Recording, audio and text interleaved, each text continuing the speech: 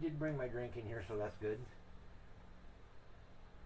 I should now be streaming if you want to go ahead and check to see if I'm here. Yeah, I'm looking now. There you are. Yeah, I'm in the process of loading up the sim, so it's still loading, so it'll take a couple minutes for that to come up.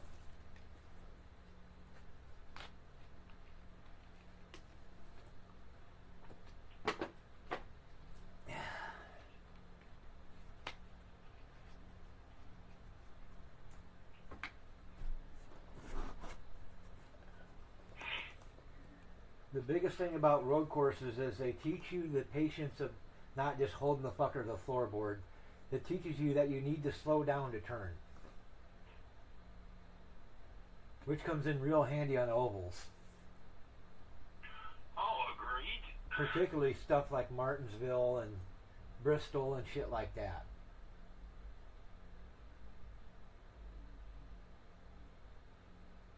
Road courses will do more to help your fucking oval race than anything else you can think of.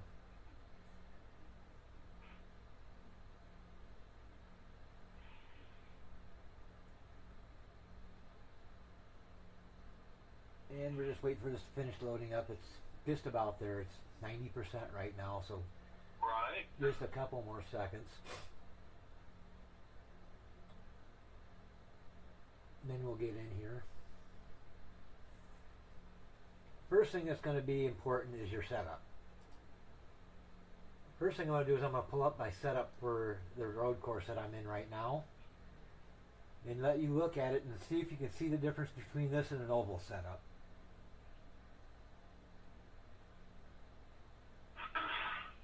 And you should be able to see it now. Let me know if you need me to scroll down this so you can see any more or anything. Alright. And what's the first thing you notice different between this and an oval setup? Hold on, let me see.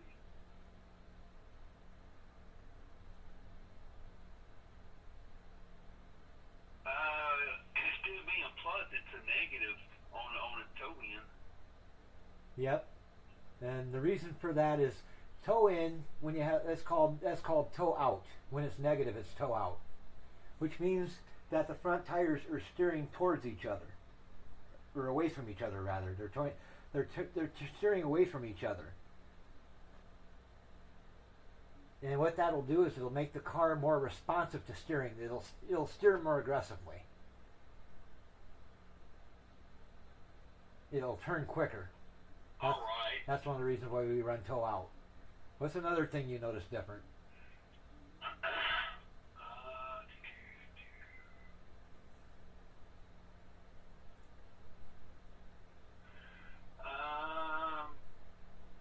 Let me see. You have a negative on the link slack. Preload is in a negative. Yeah, and I got basically as close to zero as I can get it without. It's basically as close as I can get it to zero, period. So that's, the cambers. Yep. That's The a big. casters. Yep, the caster and camber are different. What do you notice some difference in the caster and camber?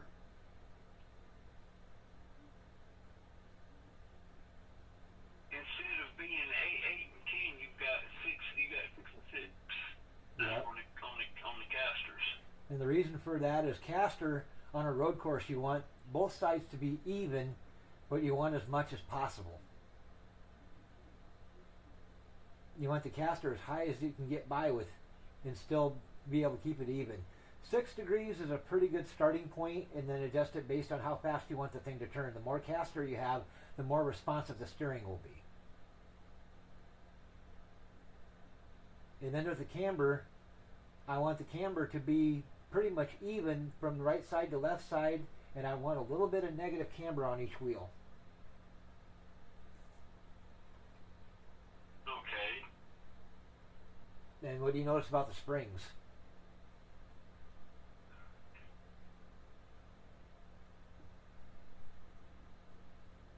Now see the springs. The springs look almost like the same for the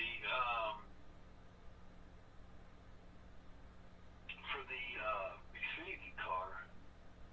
And basically they look almost like you would see at something like Martinsville, right? Right. Yeah, because this setup would actually work pretty good at Martinsville. But this setup is primarily designed to run left and right hand turns both.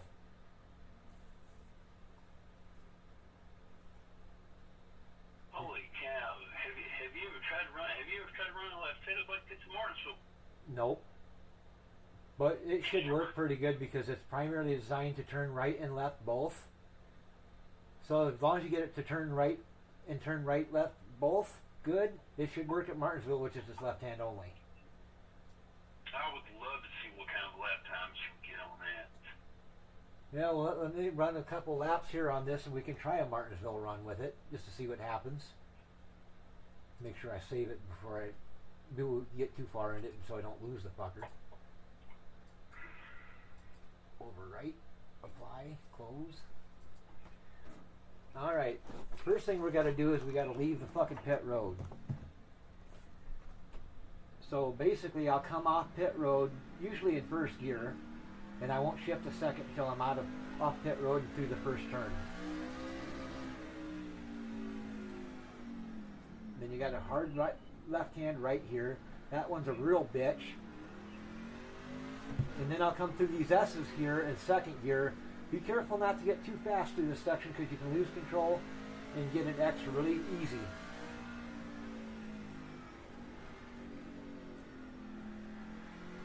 Oh yeah. Oh wow. That's dizzy right there. And then this next corner is a hard left-hander. That's kind of a bitch. You got to downshift to get through it.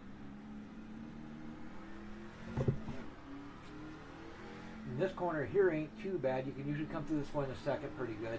Then come down this, and then right about the 100 I start getting on the brakes, and at the 50 I downshift the first gear, making sure to give a quick blip on the throttle so I don't lock the fucking rear tires up and spin the fucker out. And this corner is kind of a pain in the ass here because it's so fucking tight and it's real easy to spin out on this corner. And then we got another real hard left-hander.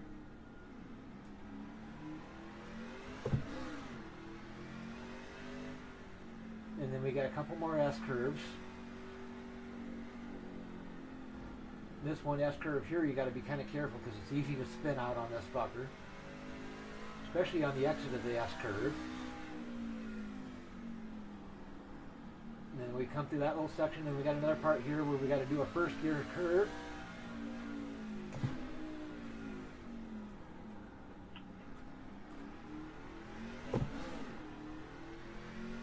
And then we come down the front straight. This one here, I'm going to watch for the 150 sign. And start braking there, and then as I get closer to the 50 sign, I know that I'm at the turn and I need to downshift the first gear, use the brakes, get it slowed down, and roll through the corner. And then we're back into the S's again.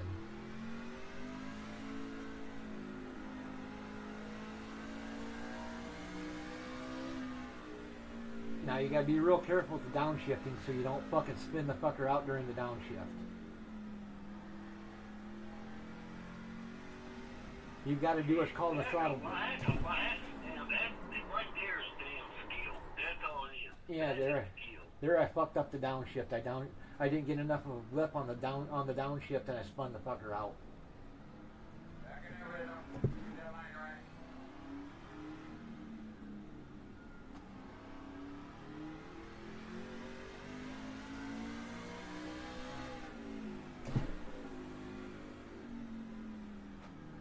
But as you can see, just before I downshift, I stomp the gas pedal when I'm still in neutral.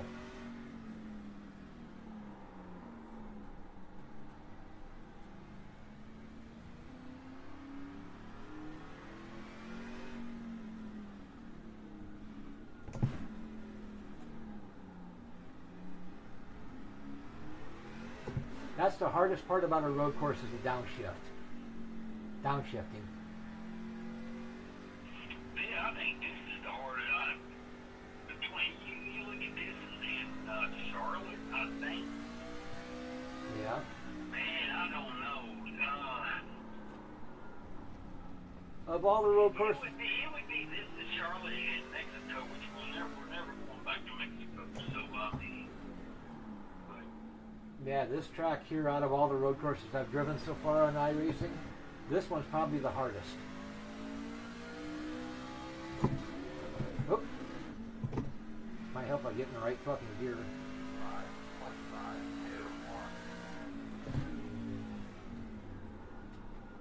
I don't know, man. That right there is just like...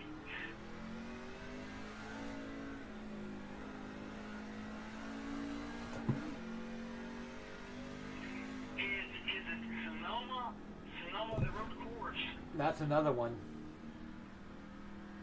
Yeah, but I mean, if you look, I know we don't go to Sonoma no more. Or do we? Yeah, we still do. Oh, do we? Okay. I don't know what the fuck happened there. I thought they took that one out. But no, I mean, which one is of all the road courses that looks the hardest? I say this one. Yeah, this one probably is. And my fucking thing fucked up. Oh, I gotta fucking reset it. Alright, where in the hell is my...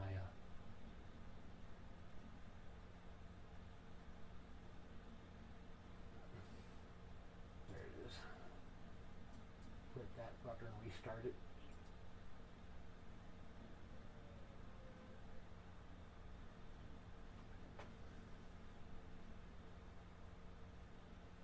I don't know what the hell popped up there, but it was...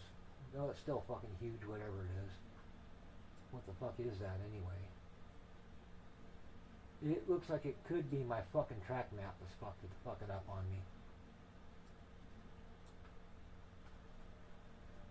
So I gotta fucking kill that fucker and reload it.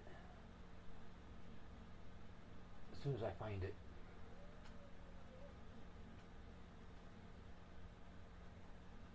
Yeah, I still gotta go in there. I kept putting it off, but I need to send iRacing a message and see what they can tell me how to find that damn problem in my system somewhere that I can't get what you've got, you know, where it has the cars on the right and left. Yeah. Because I've looked and looked and I cannot find that booger nowhere. Yeah, it should be in there somewhere, but I'm not sure why you can't see it. And I can't find the fucking one that I'm fucking looking here for.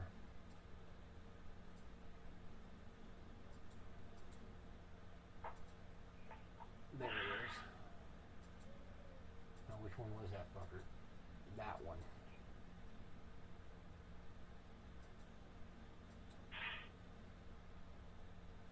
Let me give it a frame.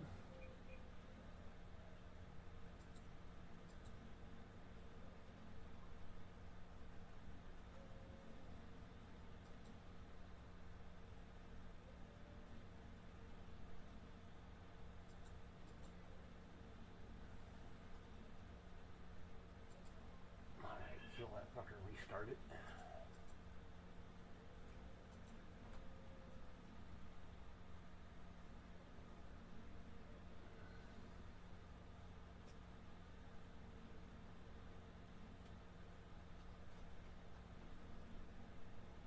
Alright, we'll try driving around the track, see if the fucker pops up and is a problem still. And right now it looks like it's okay, so...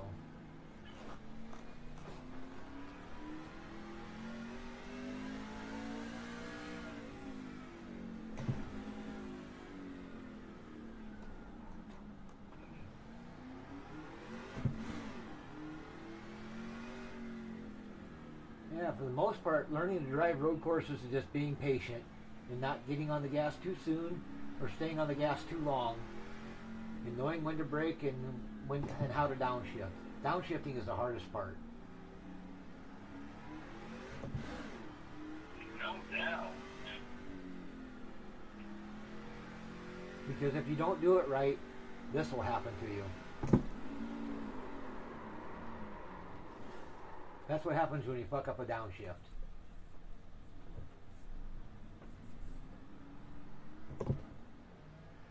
She just comes around on you.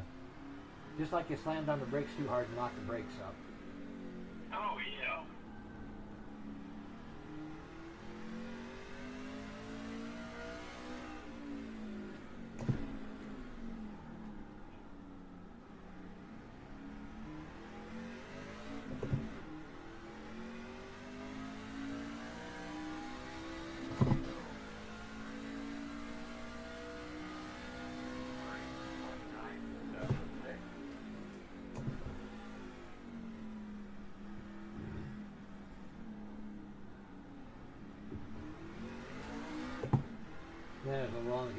hard there and got the ass ends.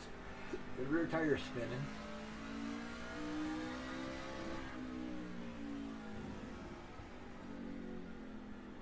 Now the green sections you don't want to touch. The green section of the tracks will give you a 1X if you hit them. Oh yeah, that's grass, ain't it? No, it's actually painted. It's just actually painted concrete. But for all intents and purposes, it might as well be grass because it's still considered an off-track penalty when you hit it. Now the one in this corner is not really that big of a deal. It doesn't care if you hit that one. But the one through the S's does. Yeah, like that one right there. Yeah, the green. Yeah.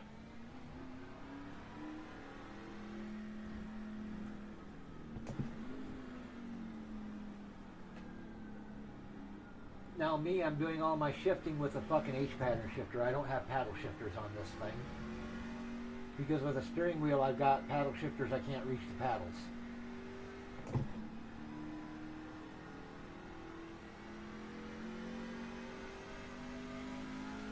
Run that by me again. Because my steering wheel is so fucking large in diameter on this thing, I can't use paddle shifters with the steering wheel because it's too big. Because the wheel's too big. And when I got my hands on the wheel, I can't reach far enough to hit the paddle to shift it. Well, I get what.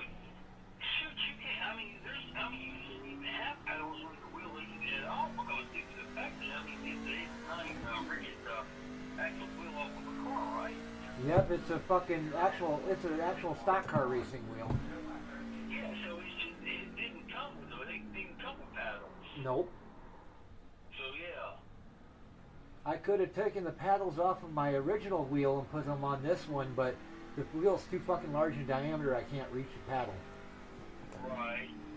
So I have an H-pattern shifter on my rig that I used to shift with. It'd be like the old 4-speed shifter in a fucking older car.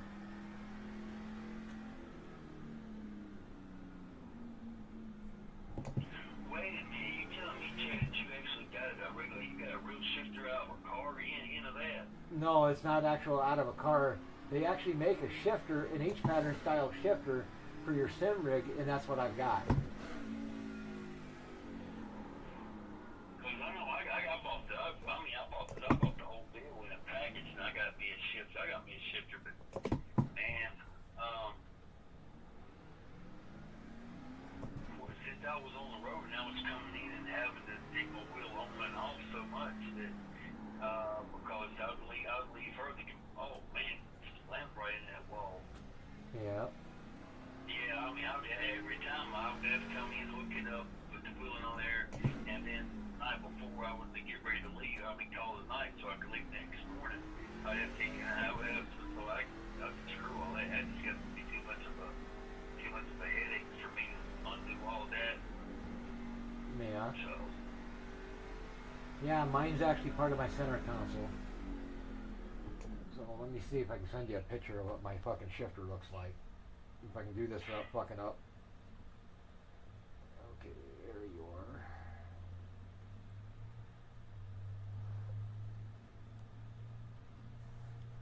I'm getting my fucking keyboard out of the way so that's not in the way of bothering you.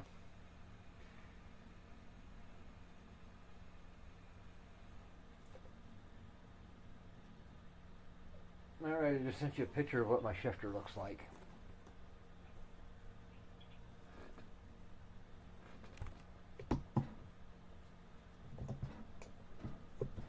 And it works like the H-pattern shifter in any fucking older car does that has a 4-speed or a 5-speed manual transmission. Goodness gracious alive. Yep. I envy your rig, man. I do. Yep, buddy. Now with yours having paddle shifters, you'll be able to shift easier and faster than I can. Oh yeah. Where all you have to do is reach up and hit the damn paddle. Where me, I've got to go from like second to first, which is fucking shit. How far is that? That's probably moving my hand probably about 4 to 6 inches. 4 to 5, 4 to 5 inches from second to first, Right. and so on and so forth. And I gotta open the window up in here because it is fucking hot in this fucking room.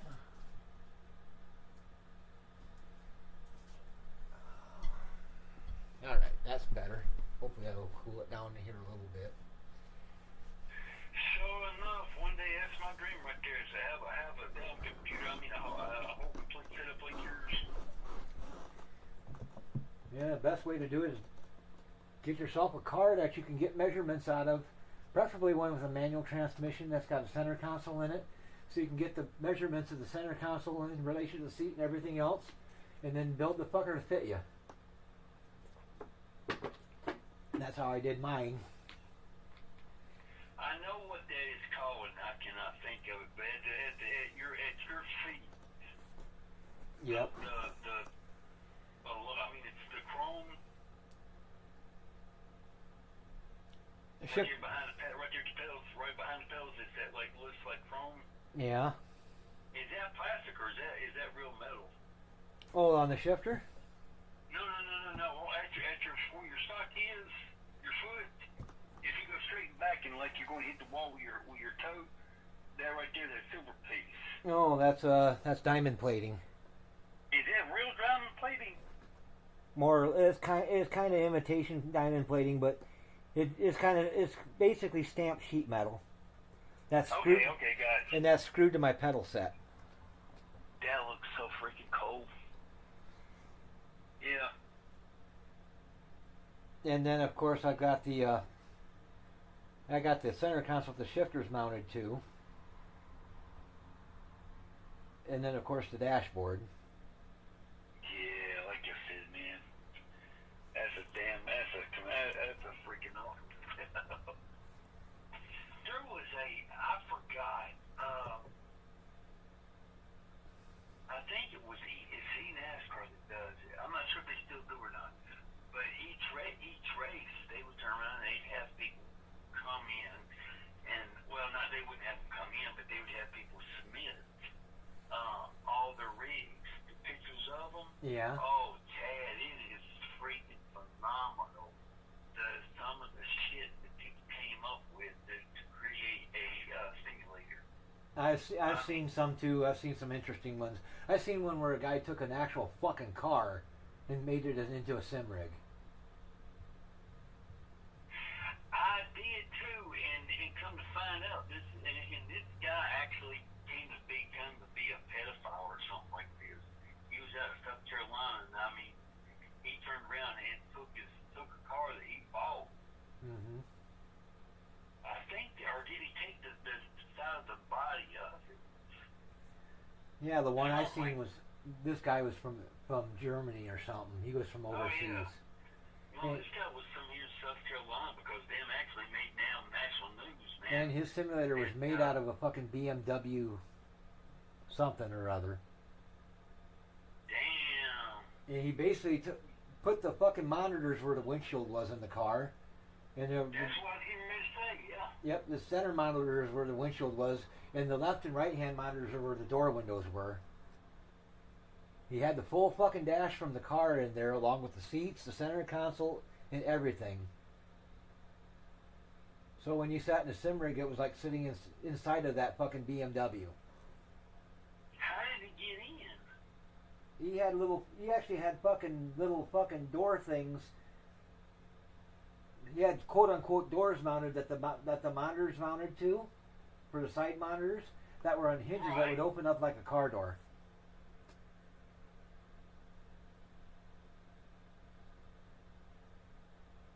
So when he opened up the car, when he opened up the door, the monitors would move with it. Yep. Okay.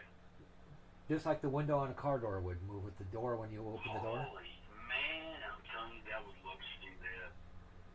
He even had the thing set up to where he had like one of those little fucking room air conditioner things set up to where he could run cold air into the dash of the car, and the cold air would come out of the fucking dash vents in the car.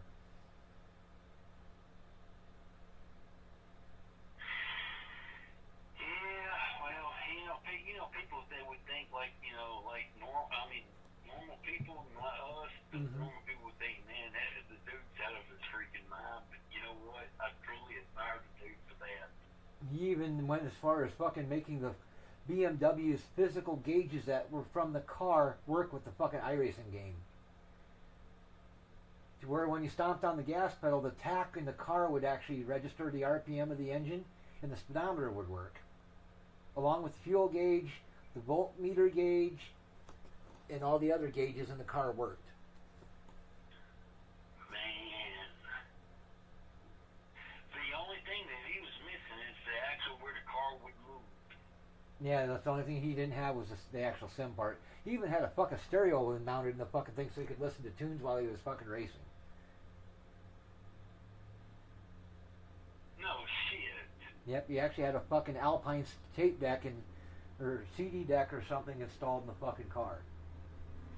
Oh man, I remember Alpines. Like, damn, they went up. Is that? I bet you they're gone. I mean, they went out of business, didn't they? I don't know if they had or not. I haven't seen them in years though. I still got one, dude. I still got one. I got it packed up away, but I still got an old. I know Pioneer's still around because I had a Pioneer deck in my truck before I scrapped it.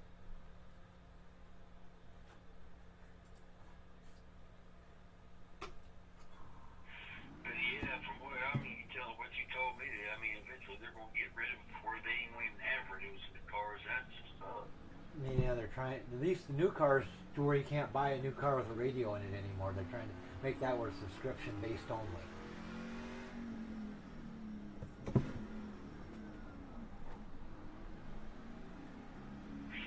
how do you play your music? How do I play my music? No, I mean, if it does actually does come out like that, how do you pay? I mean, if it's not going to come with the radio, how do you, You buy an aftermarket stereo and put it in the car. damn. That's how I would do it if I had a new car that didn't come with a fucking stereo in it.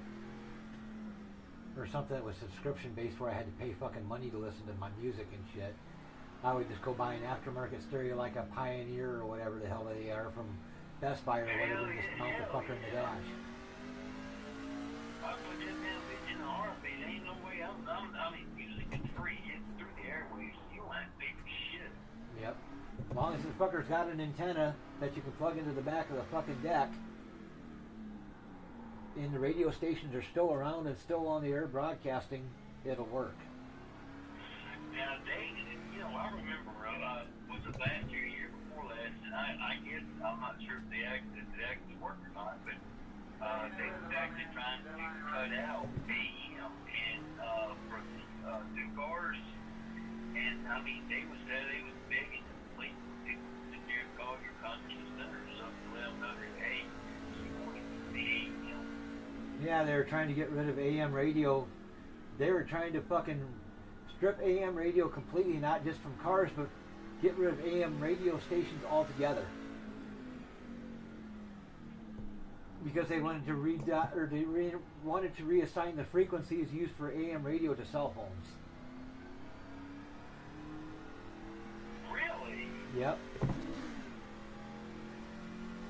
Well, hell, we already got enough frequencies for a cell phone. Actually, not really. We're actually running low on them. That's why they came out with That's why they came out with 5Gs, because they were running out of 4G frequencies.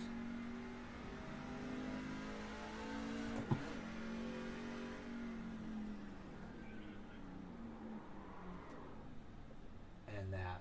How far can you go up on frequencies?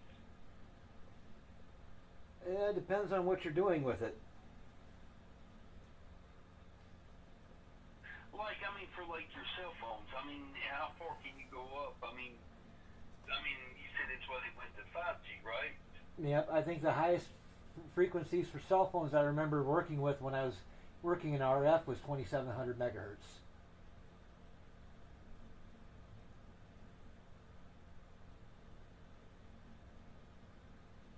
So, the 28 megahertz has already been taken over, right? By something else. Yep. Basically, basically the frequencies that you got, all the frequencies are basically kind of split. It's like taking a fucking hot dog and taking a knife and cutting them into slices and shit. And each slice is a different section of the spectrum. You got the frequencies for like radio and televisions, FM and AM for regular radio over the air. Right. Like your AM is on the what's known as amplitude modulation. That runs from 540 megahertz to 1600 megahertz, 1700 megahertz. That's the AM band. And then you got the FM band, which goes from 83.1 kilohertz.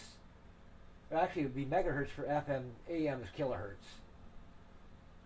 FM goes from 83.1 megahertz to 107.9 megahertz. That's for radio, and then television stations are on the same basic bandwidth as well, but they're a different frequency number. So all of your TV stations are broadcast on the FM band. Right.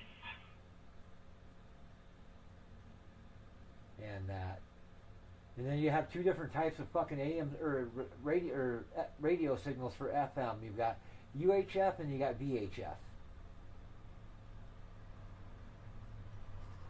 Yeah, I was trying to get my ham radio license, man. I gave up on it. I couldn't remember all that stuff.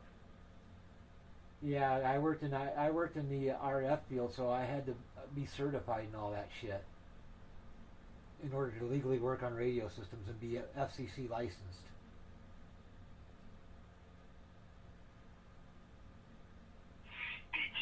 You think you could pass a ham radio exam? Not now, I couldn't. Shit, you underestimate yourself. I've forgotten so much shit about the RF since I've had my stroke. With my brain being fucked up because of the stroke, I don't think I can remember half the shit anymore.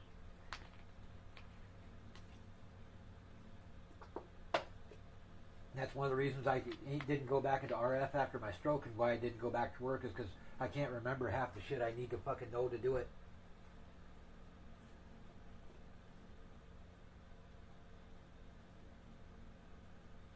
I can remember bits and pieces of it, but not everything that I need to know. Well, I still think you do it. I feel like this. I got that much confidence.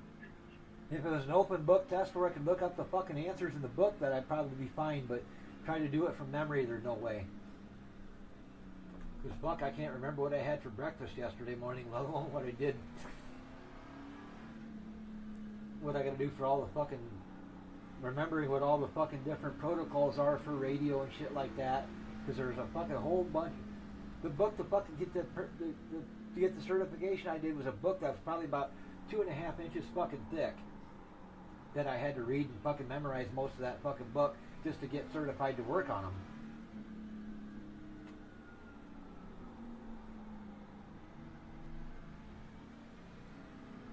Yeah, I could. Like I said, I've tried, and I couldn't. I just cannot get that. I can't comprehend that and retain it in my brain. Yeah, if I had to... I want to learn it. Just the simple part of it. I can't do it. Yeah, for me it wasn't just... I didn't just have to learn the fucking FCC certification test. I had to learn fucking Motorola certification test too, for all the different Motorola systems.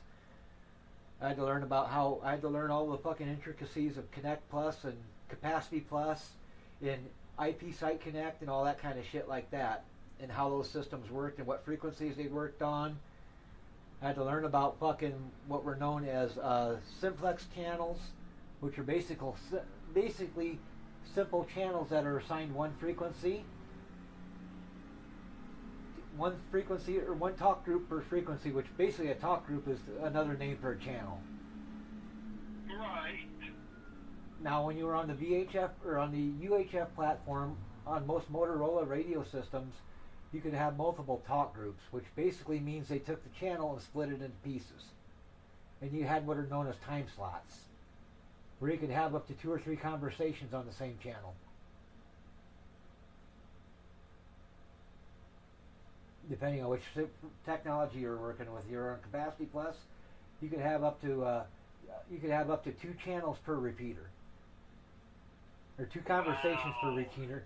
Each repeater had its own frequency or channel, but each repeater's channel had 2 time slots, which means they could hold up to 2 different conversations on the same frequency at the same time. Damn. And they could be encrypted and encoded so that only people that had the encryption code, or what was known as a color code, could hear what was going on.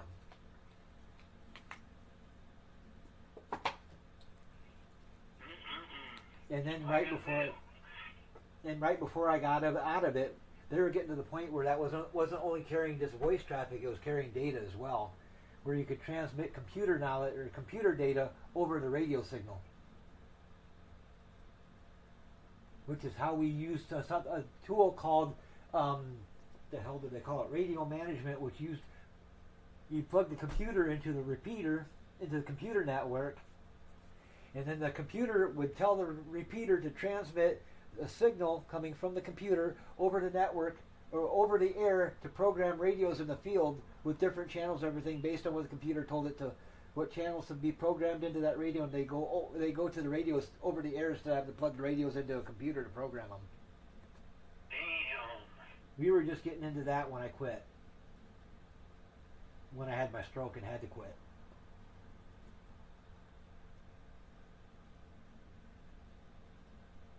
And then they're starting to get into what basically we're now 2-way radio is pretty much fucking dead and gone and buried, and it's now fucking cellular type radio.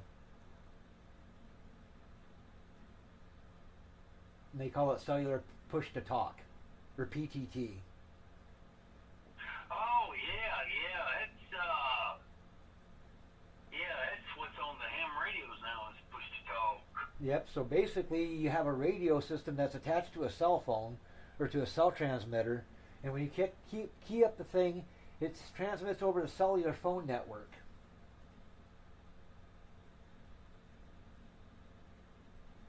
And the one radio I can remember that is notorious or is famous for it is the Motorola Ion.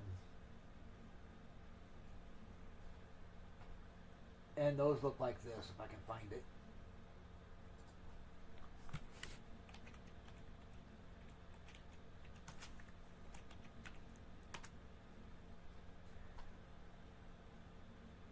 Yeah, this is a Motorola Ion, and basically it looks like a fucking 2-way radio that got together as a cell phone. They had a baby, and this is what came out. Oh,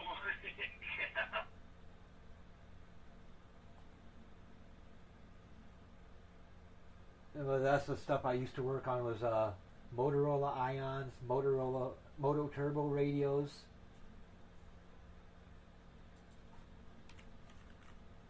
Yeah, this was the stuff I worked on. Moto Turbo 7500.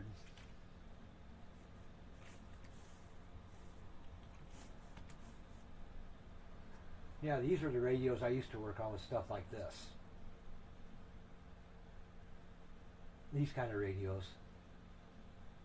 And unfortunately, most of these radios I used to work on, they're discontinued. You can't even buy them anymore except used.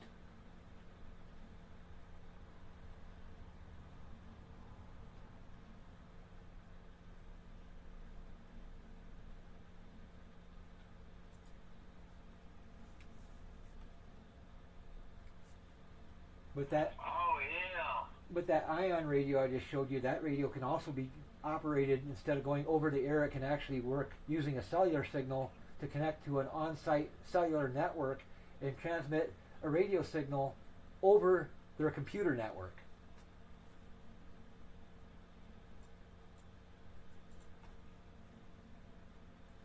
Well, that's basically what I used to play with, was 2-way mobile radio. Damn, $1,000 that radio right there. Yeah, that's not surprising. Holy cow. And most of the companies that we had that had those radios, when they would order radios, they'd order 150 to 200 radios at $1,000 a piece. That doesn't count the cost of the fucking repeaters, which were about $5,000 or $6,000 a piece. And most of the repeaters, if they were on a Connect Plus system, they would have 10 repeaters.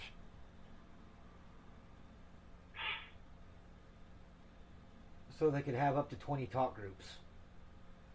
Or 20 different quote-unquote channels on the radio. So they have like a talk group for like maintenance, a talk group for administrative, a talk group for supervisors, a talk group for production, and they would basically be separate channels, but they would be all on the same frequency. Is how they would work.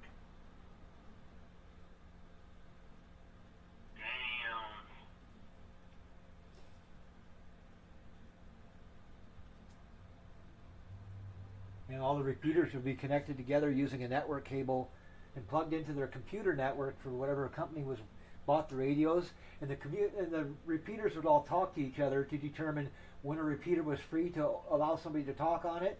And they would just basically bounce back and forth from repeater to repeater until it found one that was open. Then it would key up on that particular repeater and send out the radio transmission to the radios.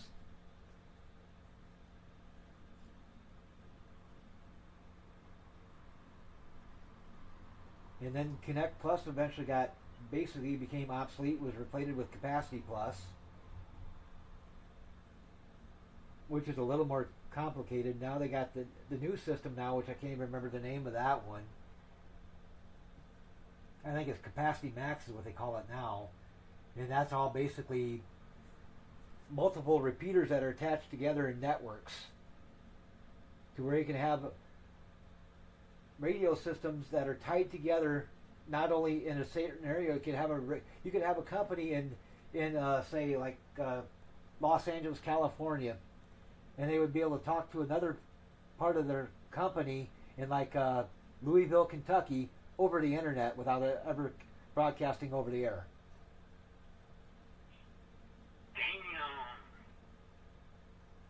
And shit like that. And if they needed to talk to somebody local, you could have a guy in California at their Los Angeles plant key up on the radio and talk to someone over the air in Tennessee. And it would come over their local radio waves in Tennessee from whatever the transmitter they were transmitting from. Because it was connected to the internet. It was basically a form of IP site connect. Right. Yeah, I just wish I hate when it went digital, man. Where like for your scanners and all that, it just doesn't work no more. Yeah, sure it does. If you know the color code, as long as you know the color code, you can tap into them. But you got to know what the color code is and what frequency it is. Right. And the color codes, there's only on Motorola radios. There's only 10 color codes. So as long as you know the frequency, all you got to do is just go through there and change color code going up. Start out like color code 1 and just keep going until you eventually get through until you find the correct color code. Going up at each. Start at 1 and just go up incrementally to 2, 3, 4, and so on until you find the color code. Really? So you can actually hack into this thing? Yep. If they're using the fucking Motorola color code system. But you got to know what the frequency is for that to work, though. Yeah, that's a problem. I mean, somebody's out there's got to have that information somewhere out there that they could give. It is. For example, Cedar Rapids Municipal, or the Lynn County's, the area where I live, their public safety stuff is on 860 some megahertz, I think is what it is. 857 or something like that. And as long as you know the color code, you can hear them.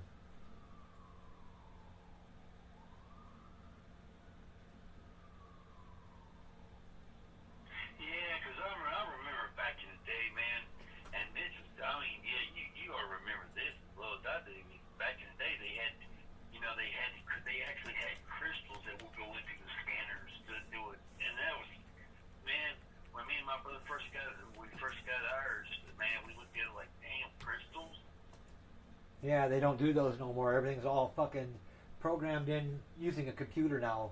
You get a cable that plugs into where you'd plug in a microphone onto the radio for like a like the mics that you hold, like almost like a CB mic, where they attach to the side of the radio. They got a cable that plugs into that fucking same connector on the radio that plugs into a computer, which allows the computer to communicate with the radio to program the radio for the channels and shit. Yeah, I've got a ham radio that does exactly the same thing as programming. I don't know if you can still find them or not, but they used to be on here. But I mean, when I first got into this, damn, 10 years ago, man, I was before they started changing everything around, and I could pick up some things out of the area, but since they started going all digital, man, all the shit went out, and you couldn't pick up nothing no more. Yeah, Cedar Rapids, you can still pick them up. They're on, like, for the Lynn County Fire and EMS, that's on 460.2 megahertz.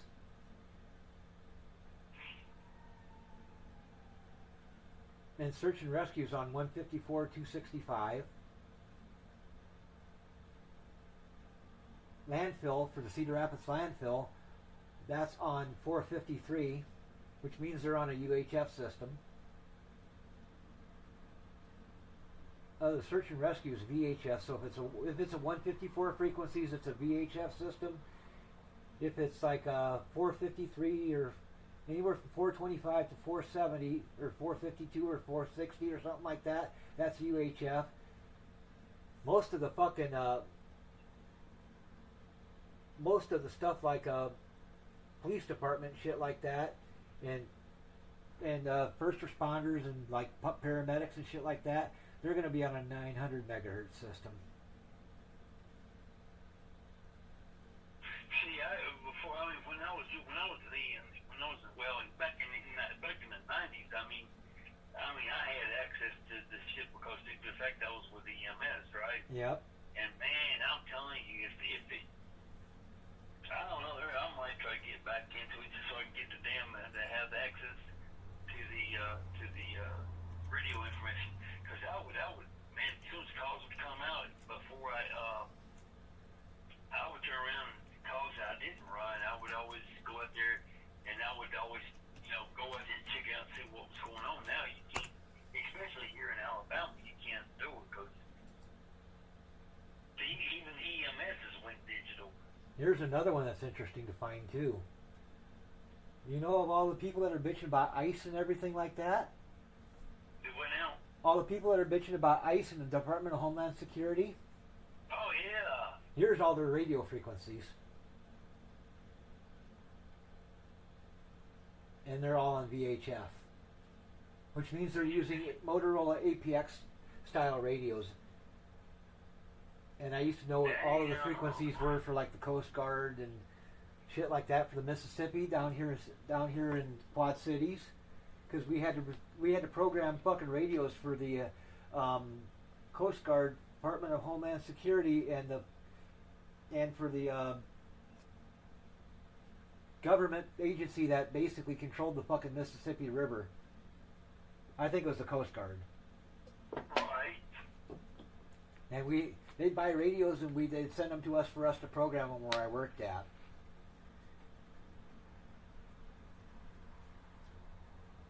And they were all on what were called Motorola APX radios. APX 9000s, I think is what they were. And they would run like radio frequencies of like 170, 160-ish, which means they were VHF radios. Right. And we'd have a lot of problems with them, especially down in the Quad Cities, especially with some of our other customers that were on VHF systems that were nearby, because they would fucking get interference, or they would cause interference with the Coast Guard radios on the Mississippi River.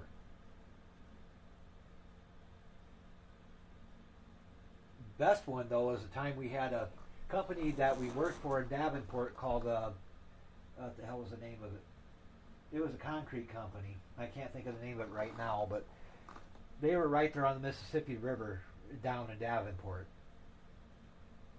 And basically they made concrete.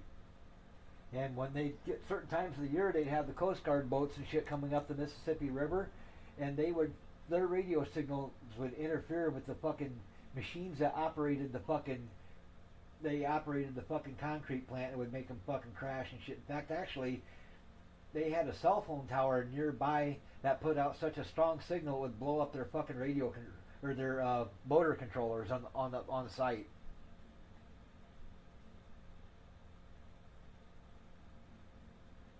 Because the signals are so fucking strong, it'd blow the fucking controller up for their electric motors.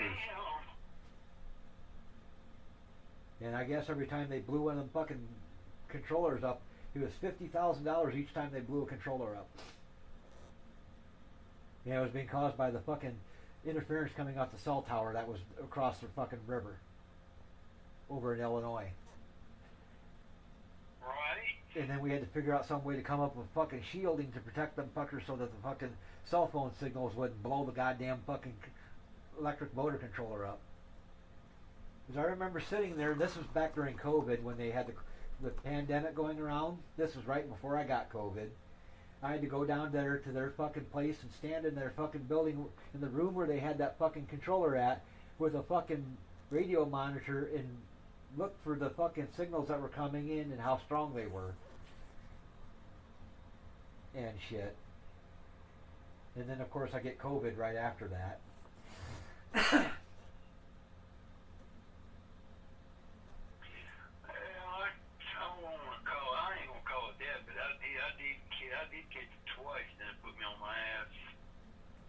Yeah, the first time I got the only time I got it when I was working down in Davenport that day, it put me on my butt for about 3 or 4 fucking days, if I remember right. When I remember thinking the whole time all the shit I'd heard on the fucking TV had me scared shitless, thinking it was gonna fucking kill me off. But when I was finally over it, first thing that went through my mind was, Jesus Christ, that was it? They made all this big fucking deal about it, and that's all it did was this? Because to me, mine wasn't that bad.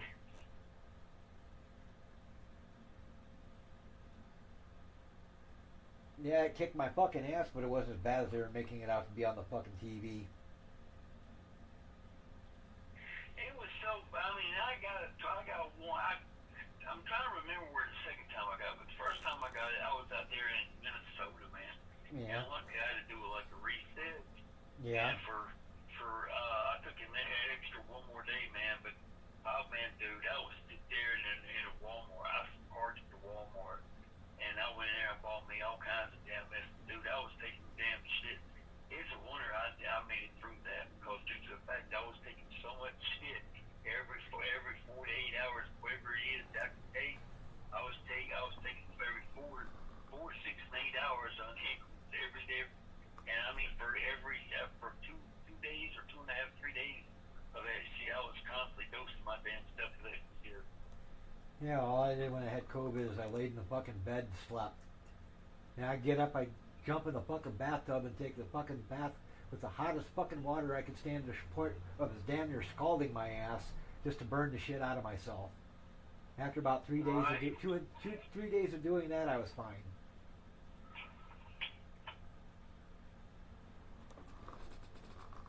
But yeah, when I worked for fucking CEC, one of the customers we had was the Department of Homeland Security through Motorola. So I had to go to all the fucking ICE locations in Iowa, basically to fucking work on their radio systems for immigration control and enforcement and stuff like that. So I know where all of the fucking ICE towers are. I even know the combination to get into the fucking buildings. I know the lockbox combination to get the keys out to unlock the doors. And how to disable the security system in the fucking in the radio tower.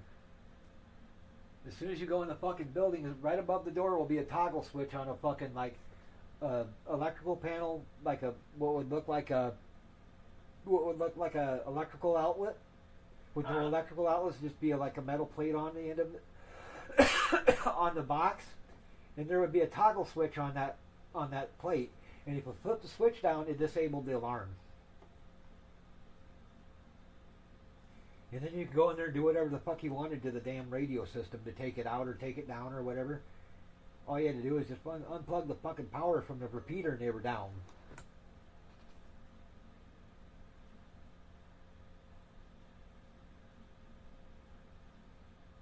Damn. But didn't all you guys have to take some kind of like government security clearance or something like that? Yeah, we had to go through all that shit. Yeah. And whenever we went to work on them, we had to call the fucking state patrol and tell them that we were in the building. We also had to call Motorola and tell them we were in the building and what site we were at, and they would refer it to the Department of Homeland Security and let ICE know we were in one of their radio towers doing work. Right. The worst one though was the last summer I worked there. This would have been like August, so it was hotter than shit. And basically the radio tower was in a fucking farm pasture in northeast Iowa. A little town called Gunder. Right. And basically the radio building itself was like an old freezer out in the middle of a cow pasture. And you had a fucking like a master lock fucking padlock with the chain holding the fucking door shut, or the gate shut, so we had to open that fucker up and then go inside, and then there would be the fucking repeater and shit like that, which was basically in a fucking Motorola cabinet. And I used to have the keys to all of them motherfuckers, but I don't have them anymore. But all you had to do to fucking take them down was just fucking go in there and shut the fucking power off and disconnect the fucking internet connection from it. Because all those fucking radios were tied together with an internet connection, and they all tied into a fucking main fucking junction box down here in Cedar Rapids, at the main ICE facility in Cedar Rapids. And that was basically the main radio hub for all the radio towers in eastern Iowa. Iowa City, Gunder, Holy Cross, Dubuque, Waterloo, Iowa City, Cedar Rapids, Marshalltown. All of those fucking all went through that fucking thing, and basically they were 56K modems tying all them fucking radio systems together. Wow. And they'd be in places like the Lynn County Jail, the Iowa City Police Department. Most of them though were out in the middle of fucking nowhere, in the middle of bumfuck Egypt, in a fucking cow pasture someplace. Where the only ones around you outside, you open up the door, and the only living critter around you for miles would be a fucking cow or a few cows. And then taking the fucking work van into the field that one day to fucking go down there to work on their radio system, and it rained, and so the fucking field was nothing but mud, and I got the fucking van buried to the axles in mud. And I had to have a farmer come pull me out of there with his fucking tractor. That was a bitch. No shit. That's why I'm glad I had my fucking Ranger. That's why I bought the Rangers, because it had four-wheel drive, and I could get back into those fucking to those radio towers. Because the little van I had was a little fucking Chrysler ProMaster City, which was just a little front-wheel drive piece of shit. You got that fucker in any mud or any snow, it was fucking helpless. It couldn't fucking go anywhere with that fucking thing. Right. At least with the Ranger, I could get back in there with four-wheel drive.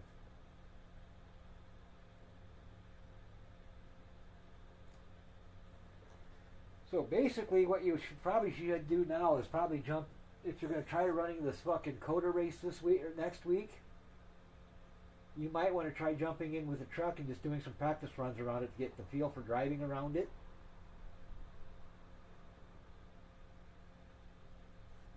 And I can help you do that if you want to go live. Yeah, hold on, let me go live.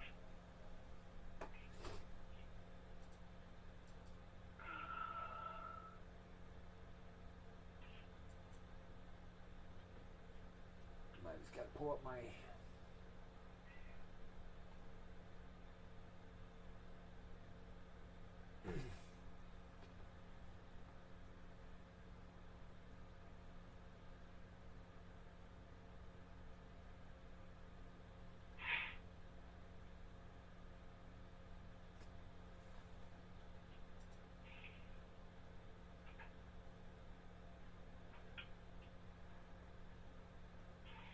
Just waiting for you to come up right now. Alright, I'm trying to get set up now.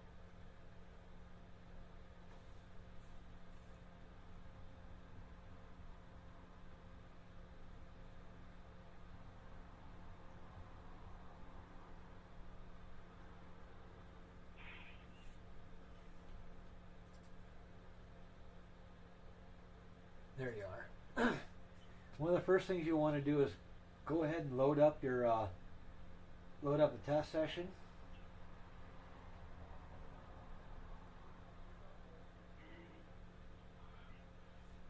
Nope, wrong one.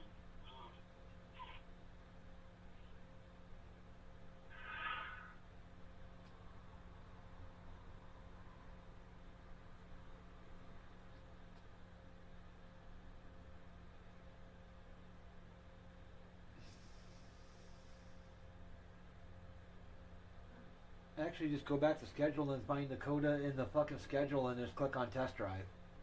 Okay. And then select your truck or whatever. I think it defaults to the Chevy, but I don't remember for sure.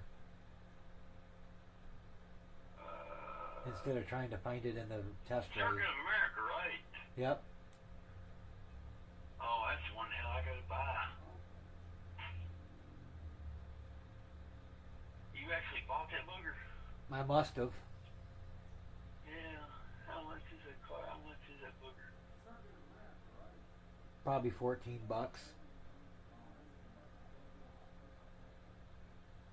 Shit, do I really want to spend $14? Alright, just for shits and giggles though. The next, Yeah, I ain't gonna sit for it. I ain't gonna do it. I can't see myself doing it. see if you have Lime Rock Park. Lime Rock. That one might be a free one. Lime Rock, I do. Alright, go ahead and try practicing Lime Rock Park because that one will be coming up in July. Yeah. Lime Rock's a lot damn easier than Circuit of the Americas. oh, hell yes. Yeah, if you look at Lime Rock, man, I mean, hey, that's really not that difficult to do. It's got a couple places though you gotta be careful though.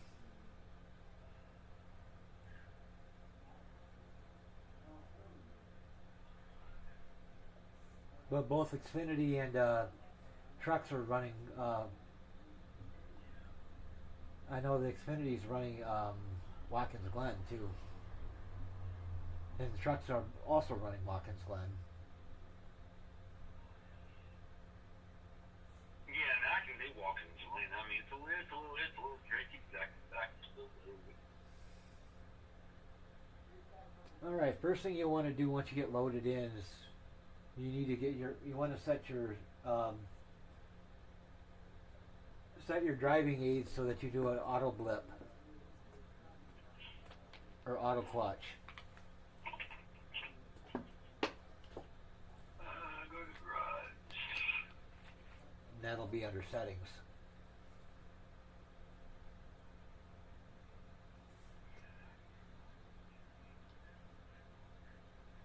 Yeah, first I'll go to settings.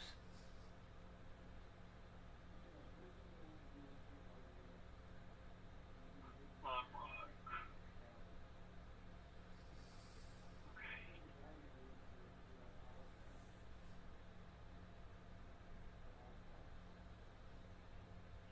Okay, I'm at Lime Rock now.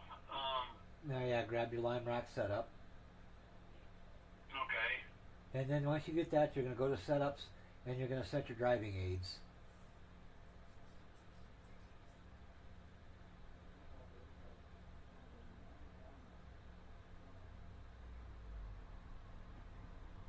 And Okay. And how do I do that? go ahead and click apply and close to get out of the garage because you got to go to settings. Okay. Settings. Okay. And see if I can find it on here and walk you right to where you got to do it at. Lord, I hate when they turn and change color stuff.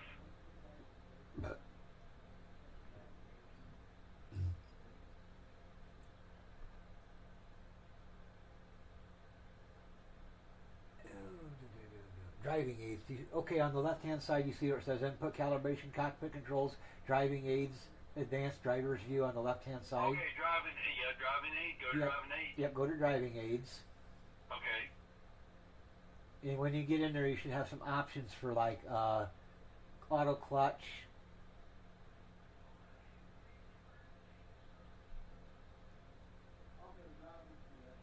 Yeah, all this is turned on. Alright, so what you want to do is go to where it says anti-stall clutch. Change that to auto blip.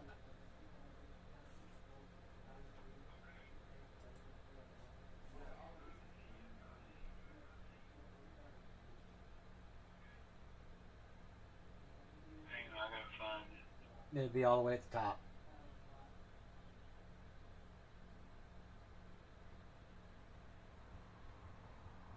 Alright, I got engine pit speed limiter, shift aid. Alright, there should be the shift aid to be set right now to anti-stall clutch. If you click the arrow, you should have the option to select the option of auto blip or auto clutch.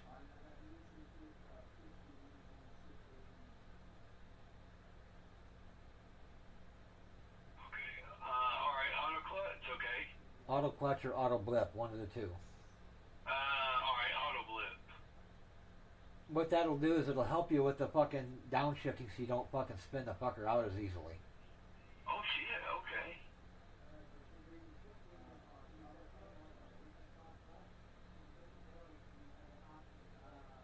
But even if you set it to auto blip, I would still give it a rapid throttle when you're shifting down.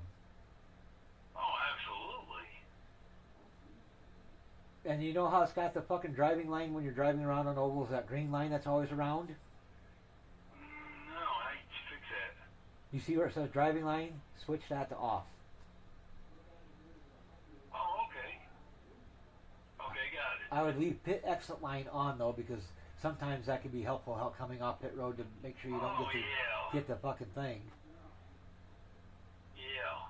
The other one I would turn off would be the auto pit speed limiter, so that when you're coming down pit road, you're full in control of your speed. You just have to be careful not to get a speeding ticket though.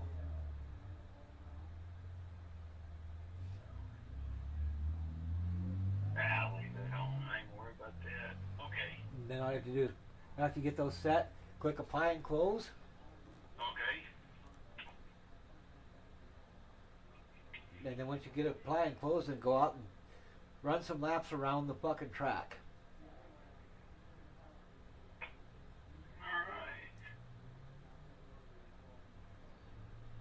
But first of all, go back to your garage because we want to make a couple of adjustments to your setup. Okay. Garage. Alright. Alright, in the garage, the first thing you're going to do, let me pull up mine here real quick.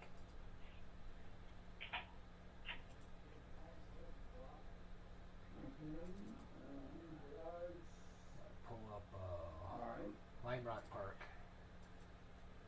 Oh, you fucking piece of shit. My setups. Tracks.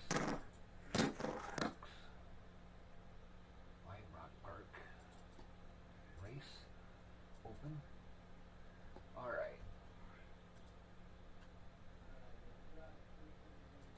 Alright, so first thing you're going to do is you're going to set your front ARB as close to 0 as you can for the preload. Sorry, my what now? Set your preload as close to 0 as you can get it Oh, okay. and not be negative.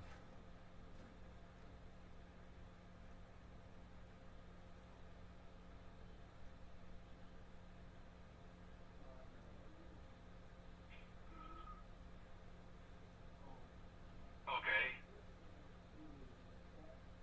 And once you get that set,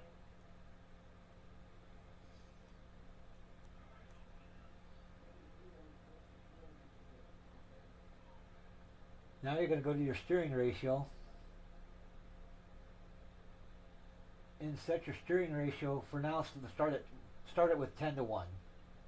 Alright, it's already 10 to 1. Alright. Springs, leave as is. Don't change anything on the springs. The first thing you're going to change next is going to be your right front camber or left front camber. Okay. Set your left front camber to negative 2.1.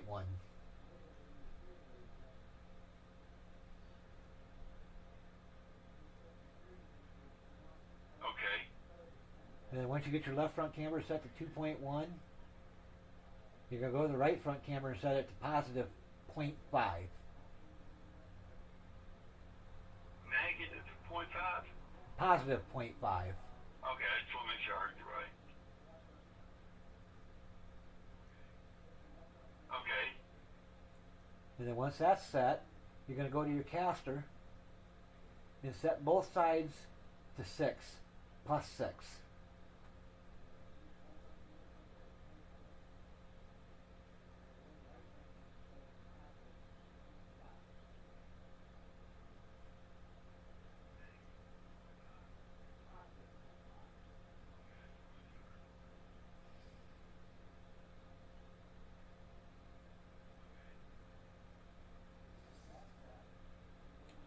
Now you're going to go to your toe in and set it to negative 1/32 on each side.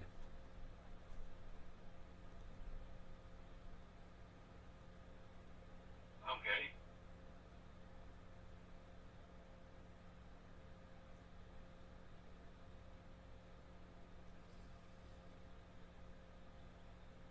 And that should be a good starting point. All right, I can go back here.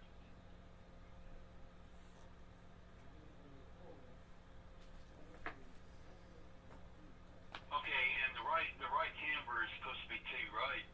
The right camber is supposed to be plus 0.5. And the left is what? 2? Negative 2.1. All right, and for some odd reason it changed. Okay.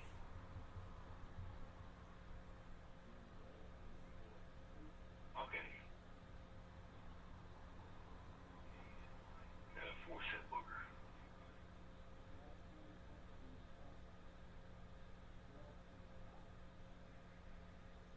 Okay.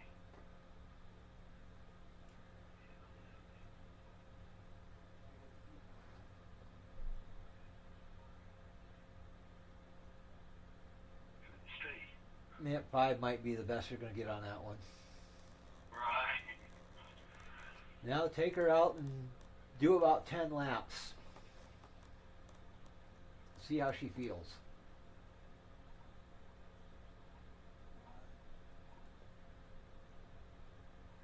Now for your first laps coming out, go slow.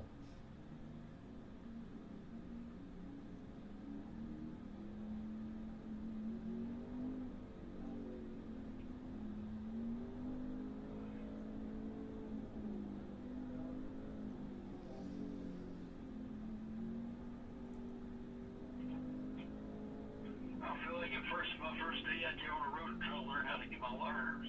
Yeah.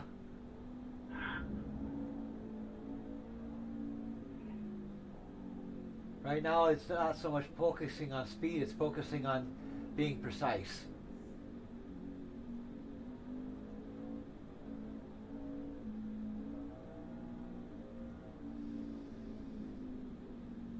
Now this corner coming up is going to be kind of tricky because it's an elevation change. Yeah, I saw that.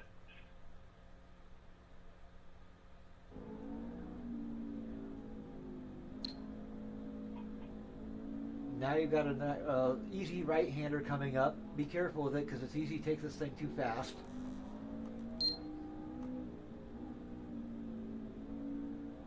Then you got another right-hander which will take you onto the main stretch.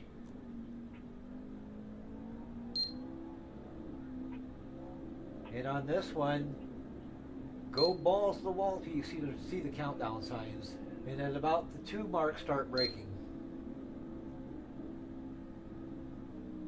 Don't forget to shift though.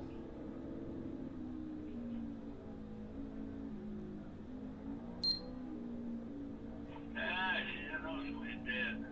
Oh, I'm thinking. That wasn't too bad through there from what I could see. A little fast through that corner. Yeah, a little too fast. I feel like my system is glitching a little. Yeah, it did stall for a second.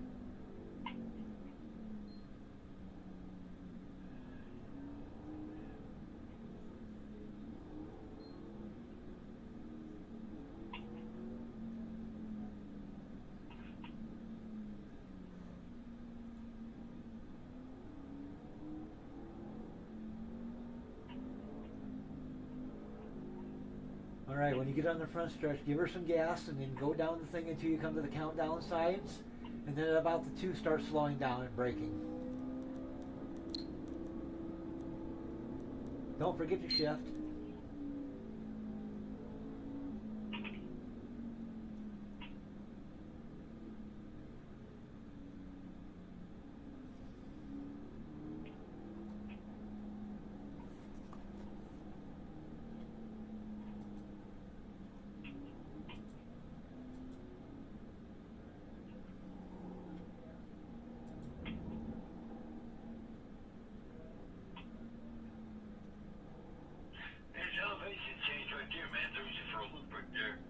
Yeah, it can.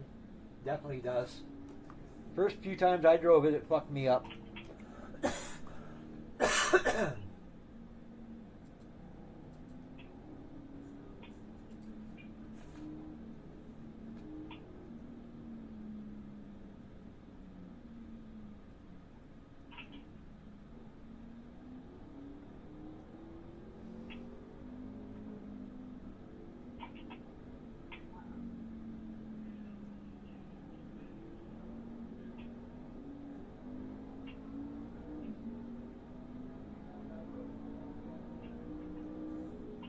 All right, here's what we'll go ahead and do.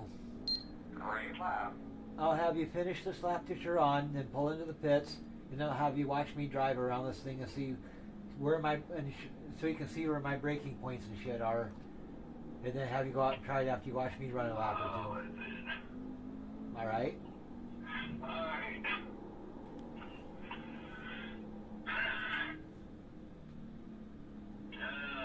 Let me get back to you. Okay. Yeah, be careful on the throttle. Too much throttle is not good.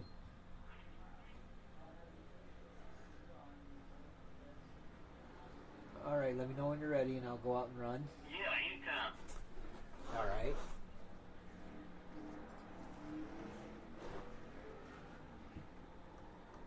All right, do you see me sitting on pit road? Not yet. You're on test.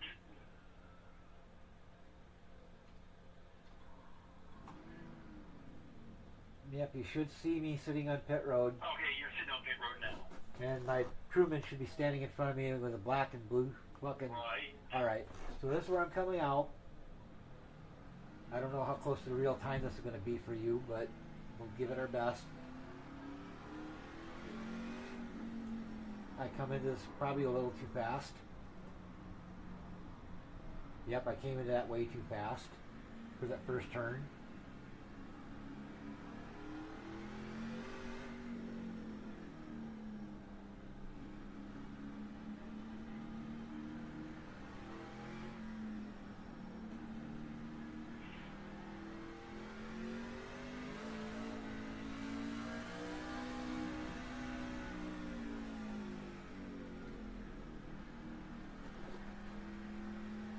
Coming up over the transition for the elevation change. Now I'm coming into this other turn.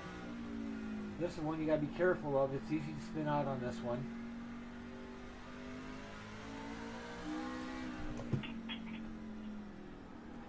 Now I'm coming onto the front straight. Now I'm going to go until about the second sign number 2. And I'll downshift about just right before 2, and then coming into the corner. And easy on the throttle with maybe a little bit of brake here or there to help it through the corner.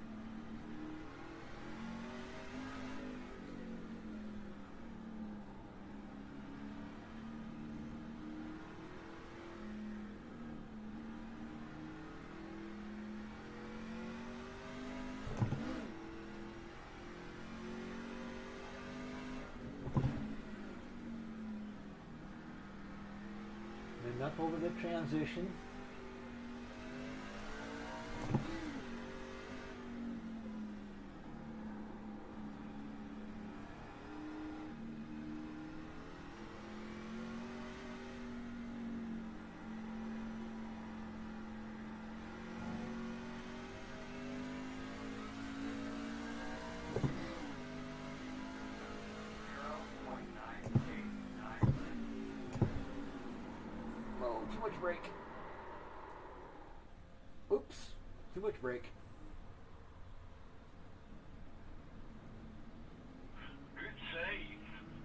Yeah, too much brake.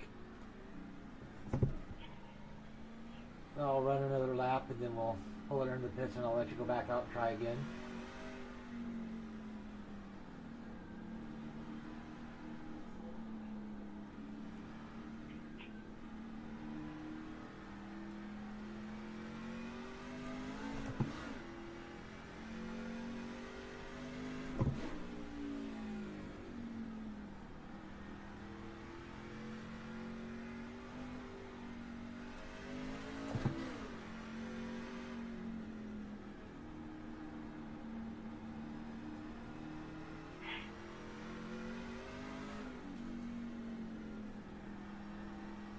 Keep a little throttle or a little tail happy on throttle though, I do know that much.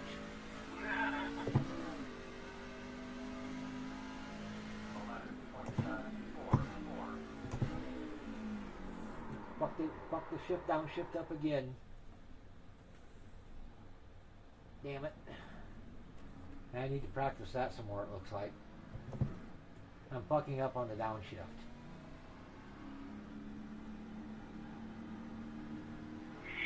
Yeah, just doing that one shit.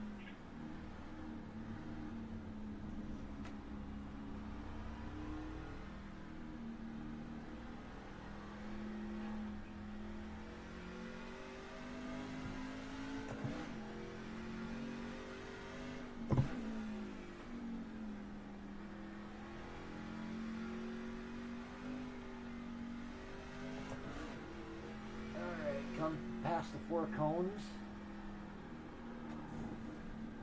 Took that corner too fast.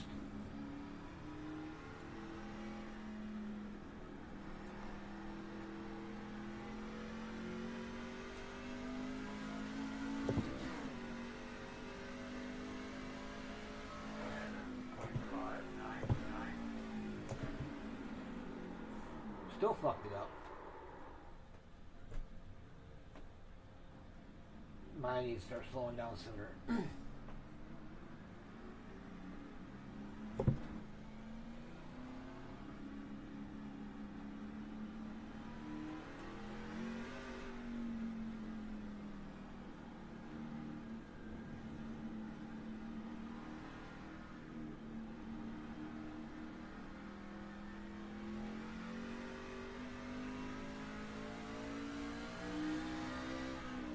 I'm trying to drive this thing like I was driving the Mazda because that's where we were racing at with that car this week was here.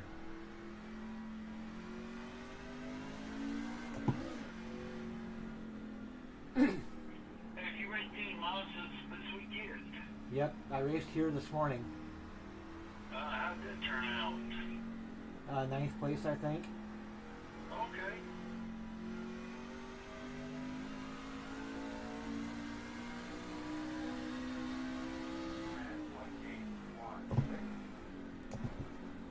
That was how you're supposed to do that.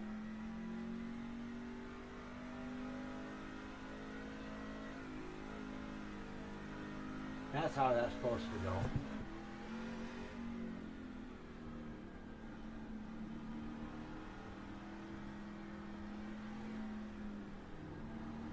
Now the Mazda on this course takes a little bit different route than the trucks do.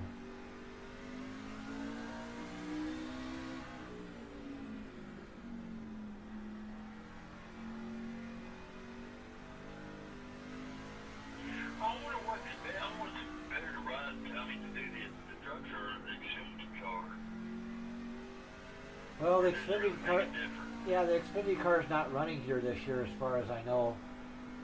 So I'd probably work with the truck.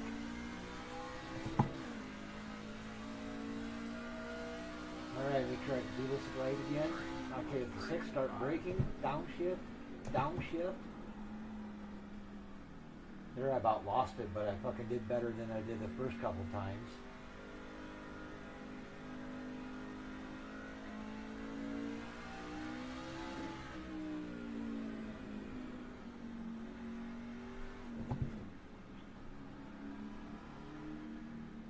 Alright, I'm going to finish this lap and then I'll let you go back out and I'll watch you to see how you're doing on this.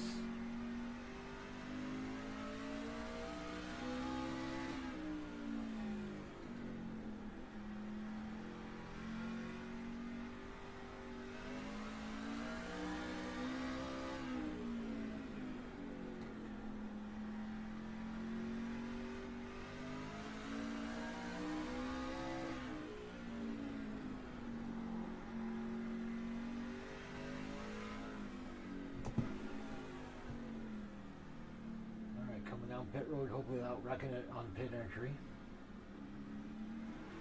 See if I can scare the shit out of my pit crew guy.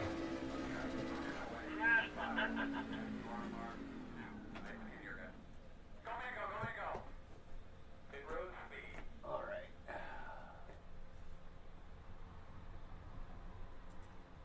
There we are.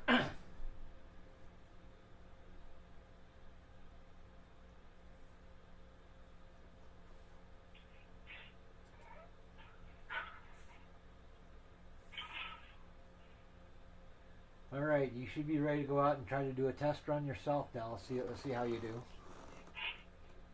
Let's see what I can do.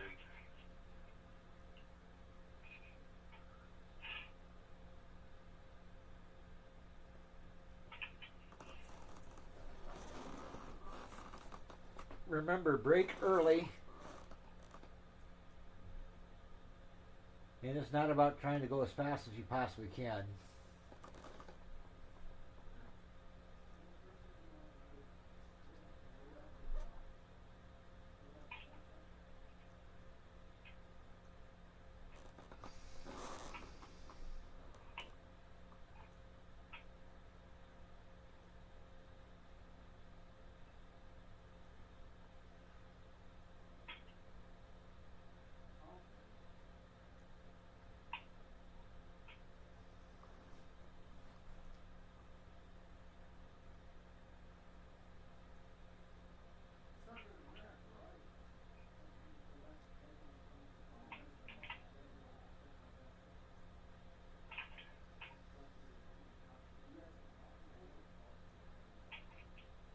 You don't have that track.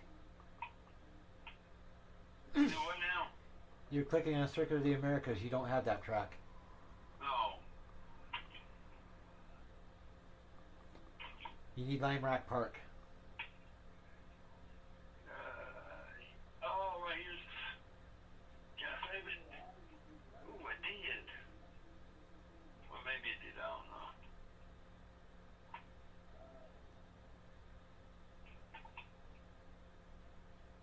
I swear there's something in this system that you see a glitch in it.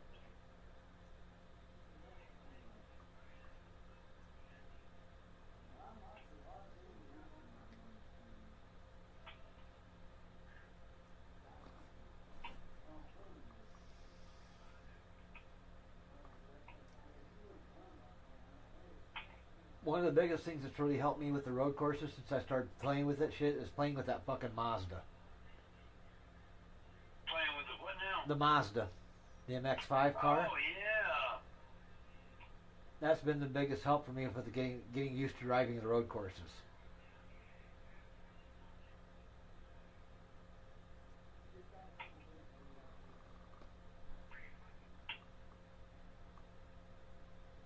Because if you fuck up on that thing, it'll let you know you fucked up. Oh, yeah. The truck will too, to a point, but on the Mazda, if you fuck up, it definitely makes it very obvious that you fucked up.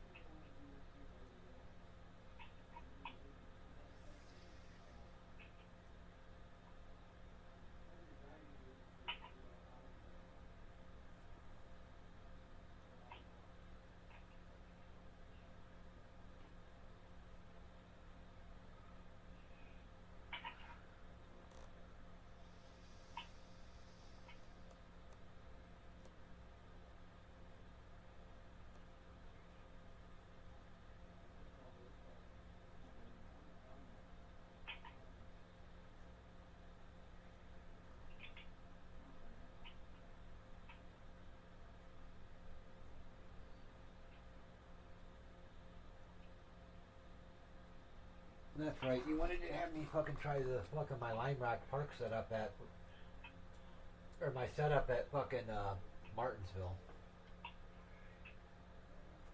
Oh, let me get that set up and ready to go here. So we have to get done doing a run here for a few seconds.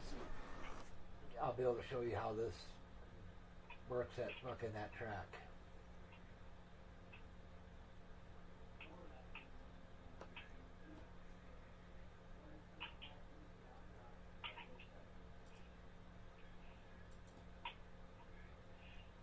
It's not too bad. Once, man, I don't know why I feel like I'm losing my voice.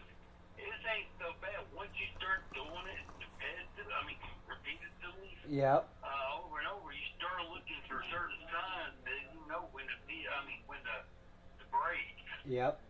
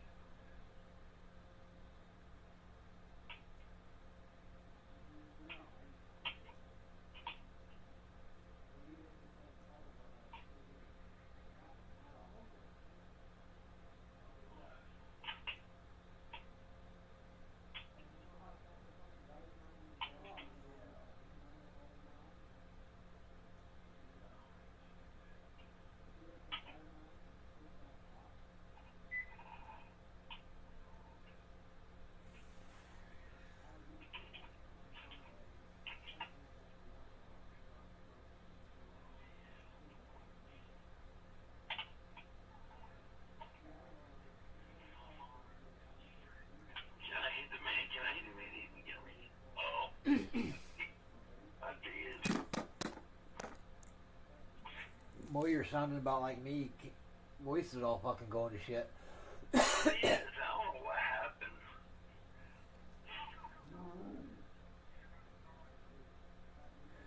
For me, mine's going to shit because of all the fucking shit turning green. It's fucking my sinuses and my allergies.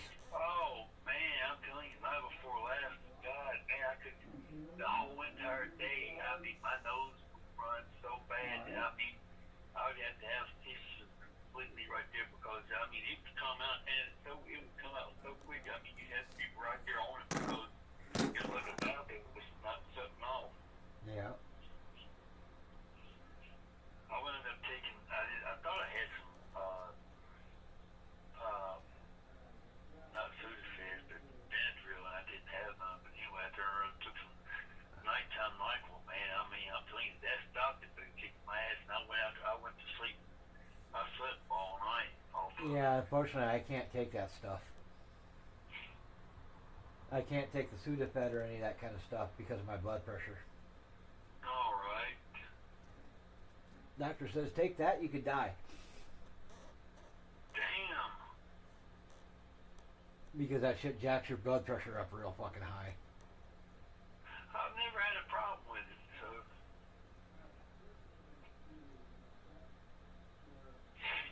Yeah, no, this one I'm definitely going to run. I feel more sure of myself than Circle of America. Yeah.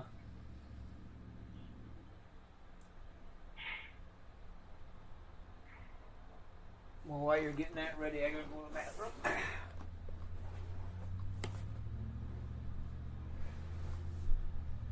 It's time to pee.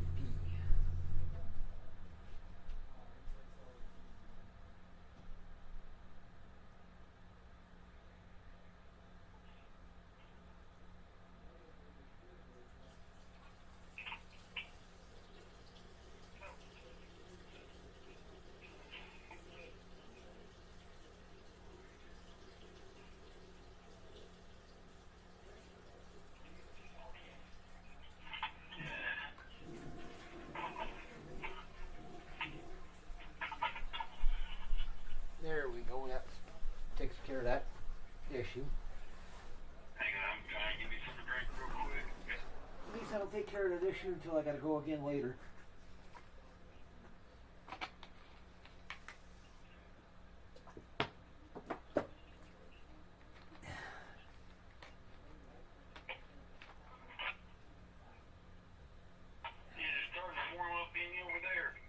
Oh yeah, it's got up to like almost 80 today.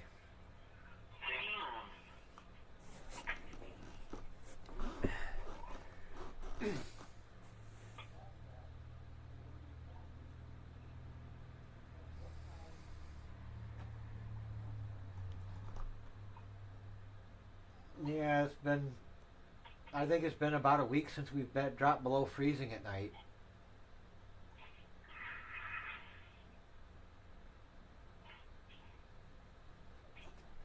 Damn, for some odd reason, I still think we're in March.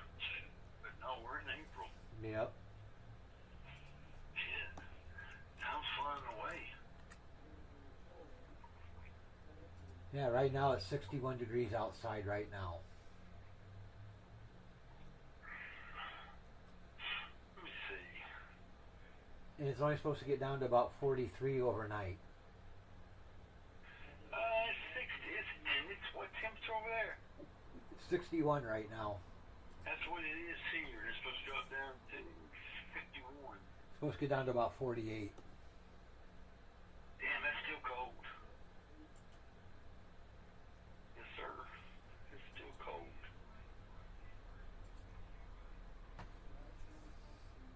But at least it's above freezing. Hey, absolutely. Hey, if it could stay above 55, I mean above 50, you know, all year round at nighttime, it'd be fine with me. Yep.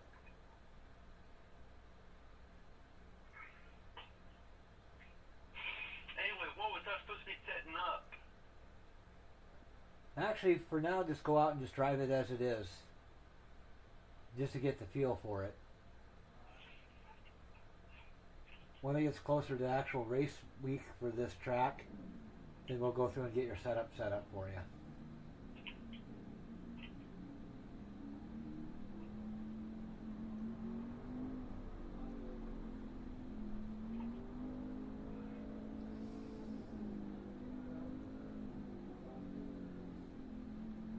For now, it's just going to be mostly about learning the track and getting used to it.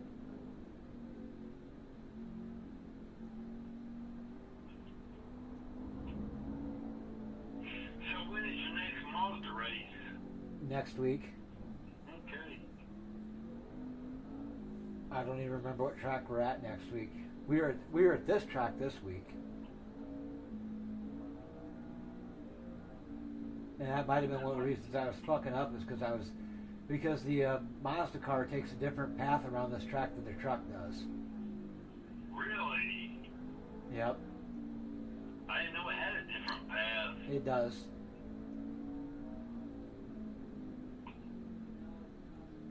So it's got more turns in it. It instead of going up around that right-hander that does the elevation change, there's a spot right before that where you see 4 cones that are blocking the way off that turns right.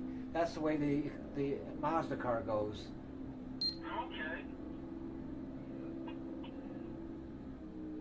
Don't forget to shift.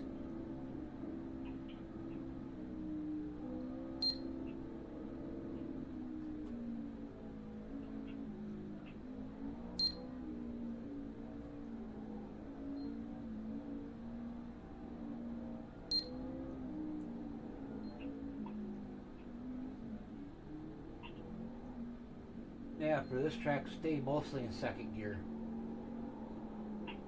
In what gear? Second. Oh. So you just stay in second? Yep. At least while you're learning. And as you get more confidence to you and start building more speed, then you can go up to third. And eventually fourth. Hell, I'm running fourth round. And it says you're in second.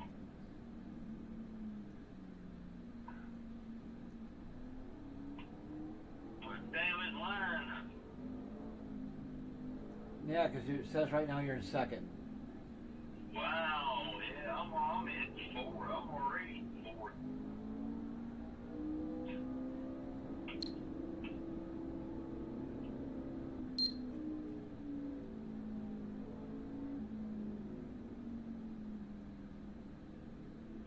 Yeah, you're still in second.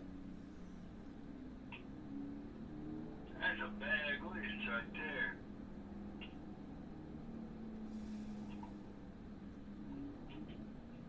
There you just went to third. Oh shit, I just spun it right there.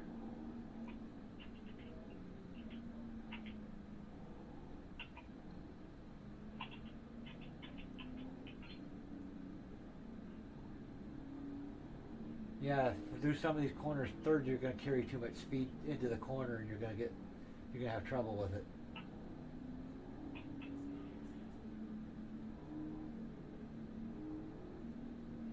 Oh, it was that one corner before you come into pit road. Yeah, that one you want to basically run most of the course in second gear.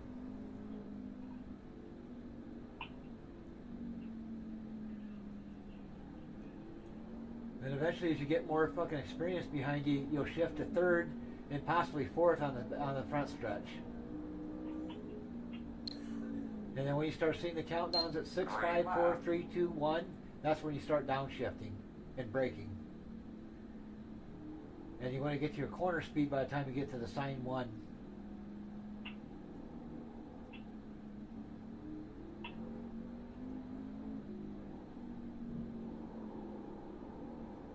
A little fast through that corner there, but not too bad.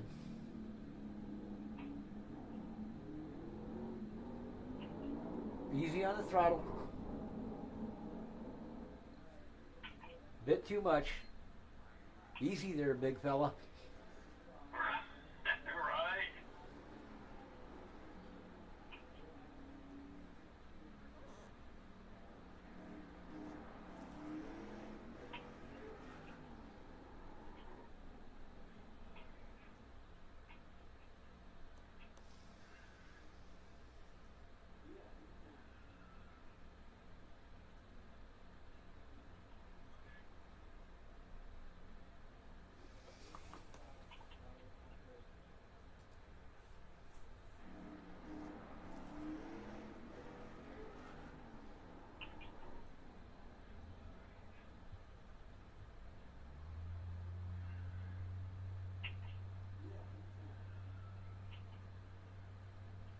Okay, I'm not seeing your running anymore at the moment. Do what now? I see you running now. Never mind.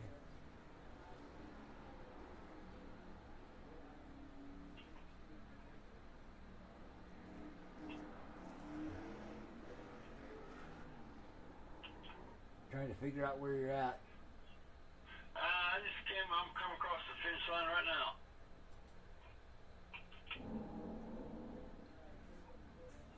Okay, looks like you just fucking wrecked or something.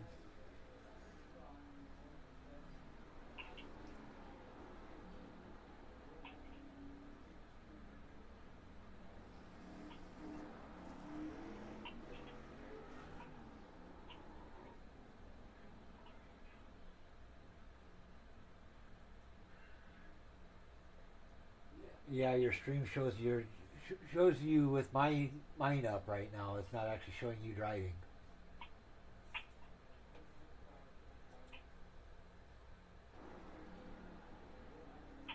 Oh shit. Yeah.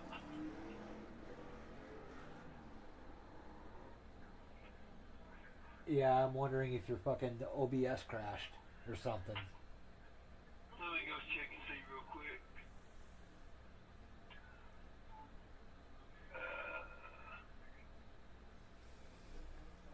Okay, I'm gonna stop and reset. Alright.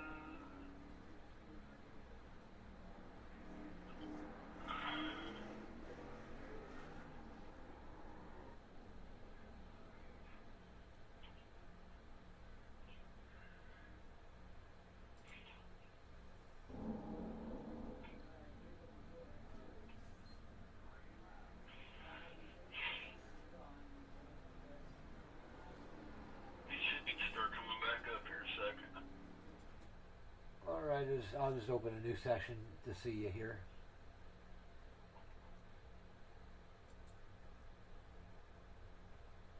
So it should be up and running now. If it did crash. It showed it was still recording, but I don't know.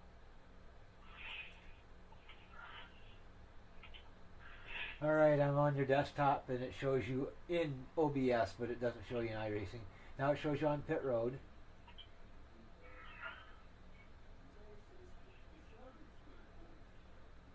Now you're clicking the test button and you're getting ready to start out and run. Yeah, it must have crashed. Yep, because now you're coming off pit road.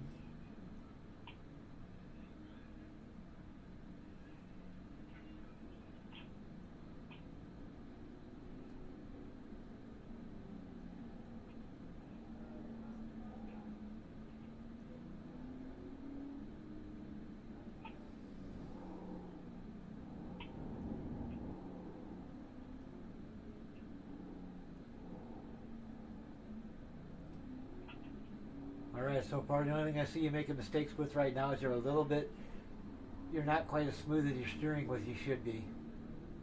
You're a little jerky on the steering.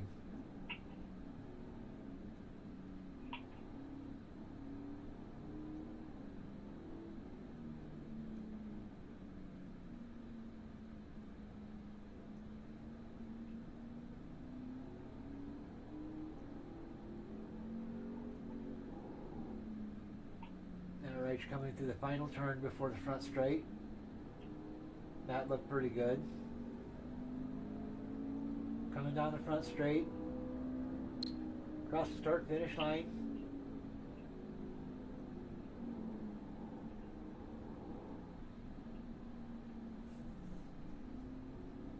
There you're coming through the S's right before we'll be getting into the back straight area. A little fast to that corner. Oh, wow. I don't know what. That right there killed me right there. What the hell did I do right there?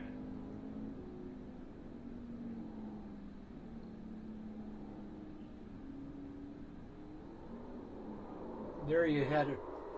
If you're talking about spinning out, coming over the altitude transition. Yeah, that must have would have done it. No, I'm getting ready to make it. Yeah, you come up and back end, come off the fucking ground, you lost traction. You hit it at the wrong angle too fast. Oh, okay. When you come over that fucking rise. And your rear end left the ground.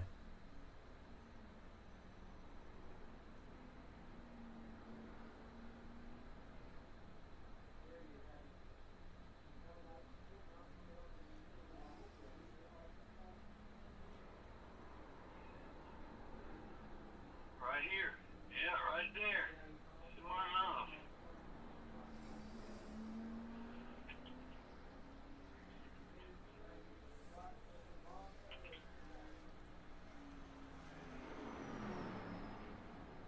Now, when you come over that rise, you gotta be real careful how you come off of that thing. Otherwise, the ass end comes out from under you. Because as you come over that thing, in the fucking basically, what you're doing is you're going airborne. Right. Yeah. Yeah.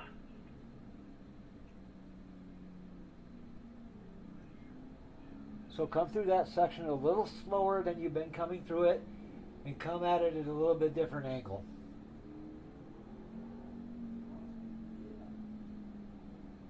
you want to try to keep the fucking rear end on the ground for as long as you can before you hit that fucking transition.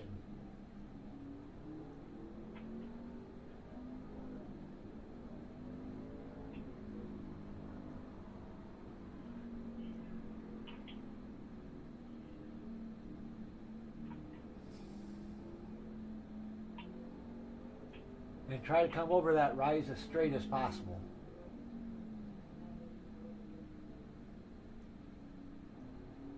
There, that looked a little better that time.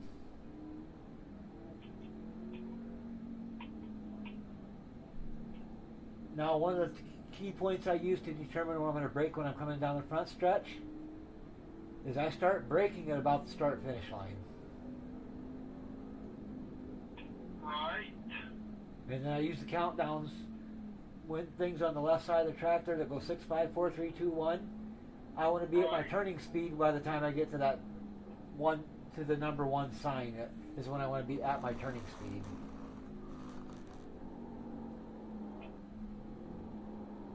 And then working on getting off of the brakes by that point.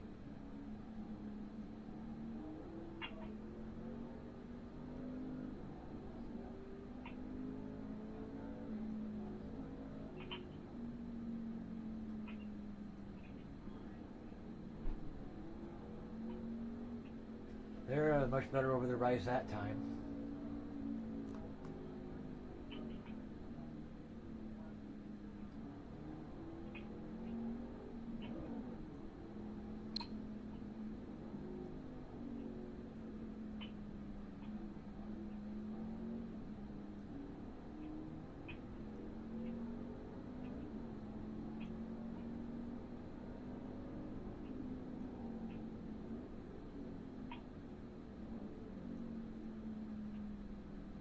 There's a lot better coming into that fucking turn this time.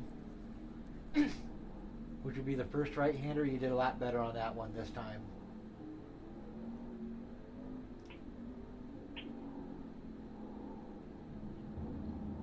But you're still a little choppy through the rest of the corner. So be smoother with your steering.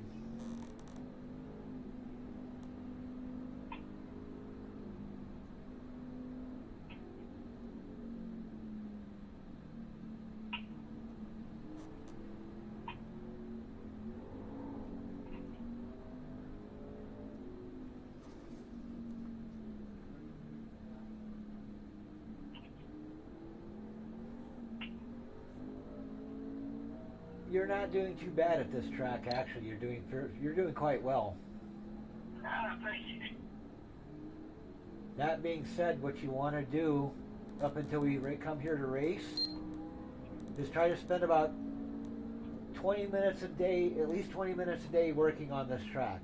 Just do laps like you're doing here and try to do like 10 lap segments. Go out, run 10 laps and take a break and come out and run another 10 laps.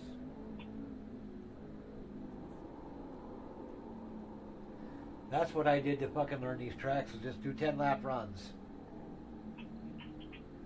Right. And try to aim. And then when you do your 10 lap runs on these, try for 0x for a 10 lap run. Oh, absolutely. Better than the damn 12 I've got. Yeah, that's the goal, is to come around, is to run 10 laps around the track, and then when you get the 10 laps run, have 0x at the end of the 10 laps. If you can help, if you can. That's the best way to do it.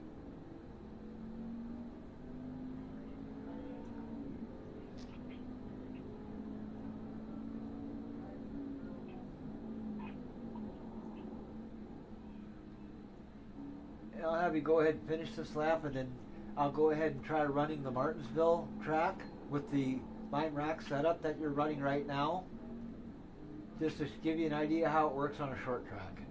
Right, I'm curious. I am too, kinda.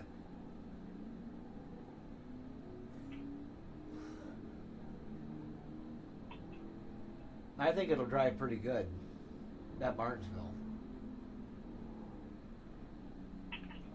I'm curious now how well I'm going to do on this track next couple weeks. Just keep practicing. Try to do about 20 minutes a day, 10 laps at a time. Because a 10 lap run here should take you about 20 minutes to do.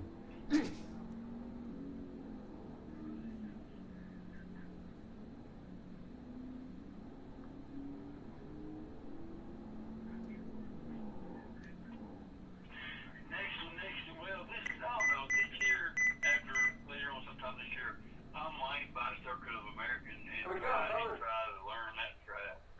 I would wait. I wouldn't buy that track till this winter. Yeah. All right. While you're doing that, let me know when you see me, because I'm going to pull up in Martinsville here. So Hold on. Okay. it's just launching right now, so it might take a second for iRacing to load up.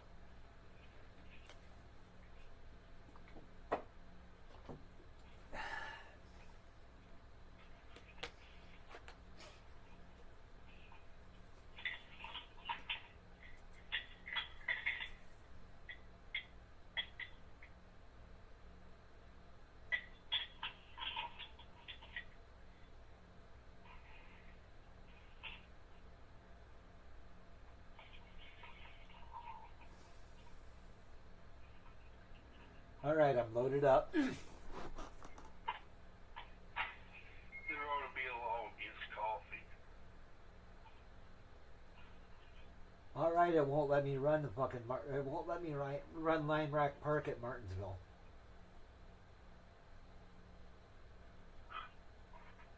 Well, I'll be damned. It won't let me run it unless I modify it, because it won't pass tech.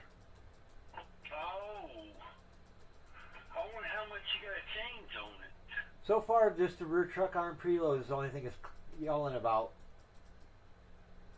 I had to change. That's the only thing I had to change because it was too high. But everything else looks like it'll work. I might have to change the steering ratio though to be what I'm used to here. But I'm gonna leave the steering offset and everything else set as it would be at Lime Rock Park. Let's see how this thing does.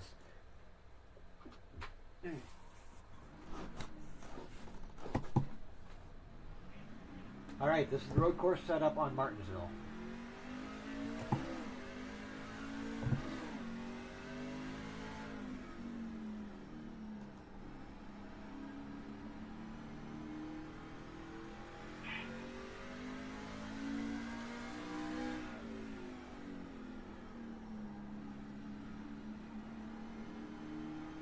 It's actually not too bad.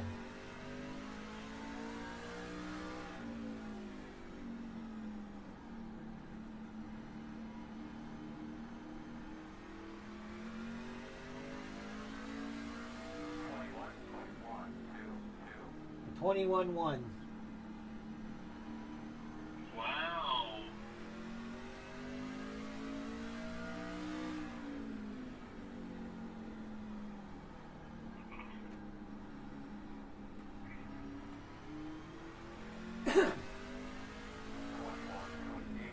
$21.8.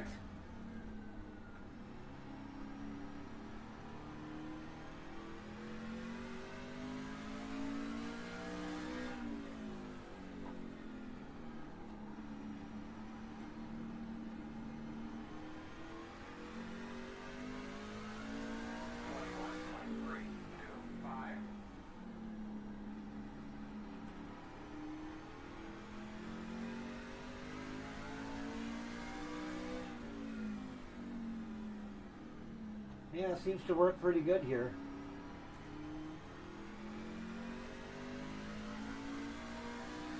It looks like your handles are really great. What's that? I said, it looks like it's really your handles are really great. That's not surprising. I'm not surprised at all how this thing's handling.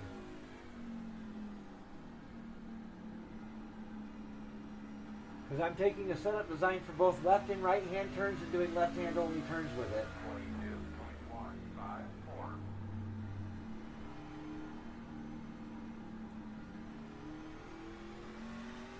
Let's run 25 laps to see what the tire wear looks like. That's where it'll be interesting. It will be. Because I know the camber is going to be off.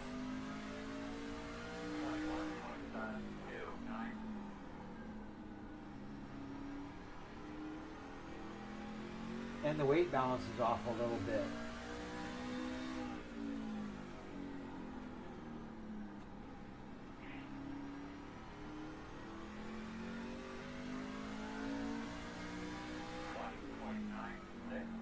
But a road course spring package is about what I would, basically the spring package that they use at Lime Rock Park, which is pretty much going to be the spring package you're going to use at all road courses, is about the same spring package you would run at Martinsville in both the Xfinity and the truck. Okay.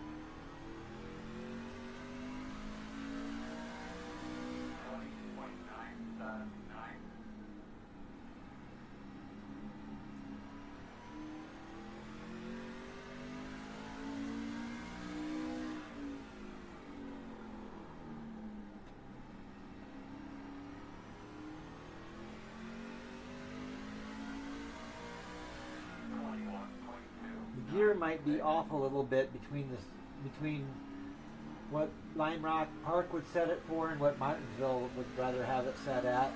And I think when I loaded Martinsville and loaded this setup, I think it switched over to default for Martinsville.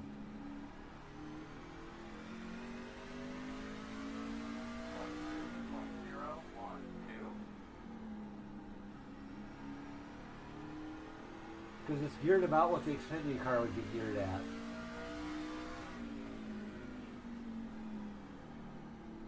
That's what I was kind of wondering what was geared at. I think it's running the Martinsville gearing that would be default for the truck.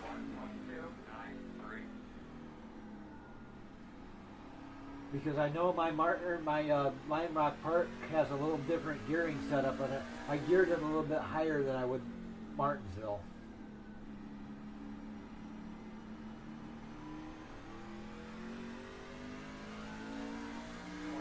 Yeah, it's almost exactly the same gearing as the Xfinity car when I ran here last week, or whatever week it was.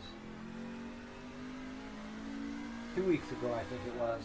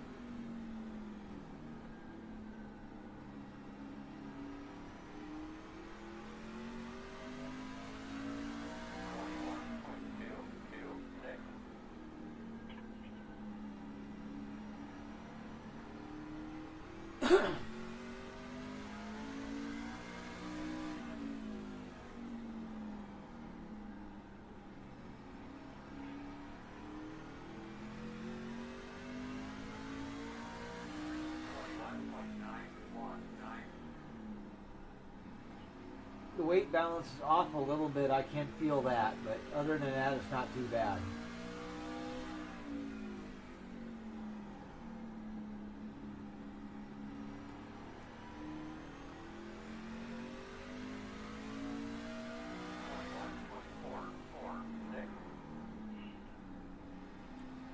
And you're going to 30, right? I'm going to 25. 25. Which would have been where I would have normally pit with this fucking track.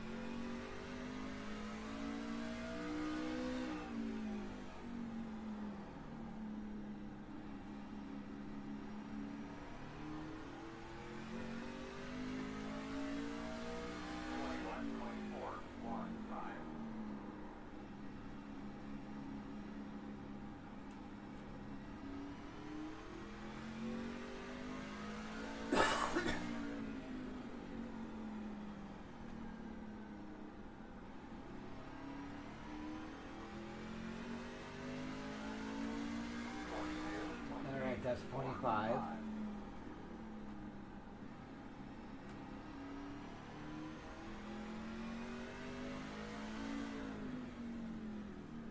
Let's see what the tires look like. Okay,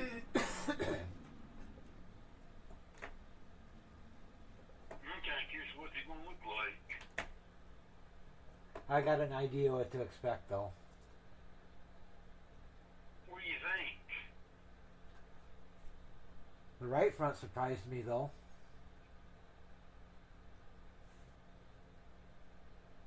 The right front, the camber is actually pretty close on this. I didn't think it would be that. Didn't think it would be that good. I figured the camber would be way off, and my fucking tire wear on the right front would be fucking horrible. But it's not bad. It's pretty even. Damn, dude, 90? The weight balance is about right. The weight balance doesn't surprise me because I'm 90, 95. But what really surprises me is the right front camber wear. It's 90, 91, 90, 90. I was expecting it to be more wear on that right front, on the outside edge.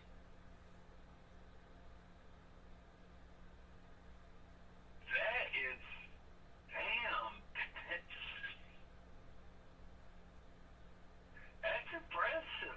And the rear cambers look pretty good too, but that's not surprising because the cambers for a road course are going to be about what they would be for most short tracks. I mean, they didn't eat up no tires. Not over a 25 lap run.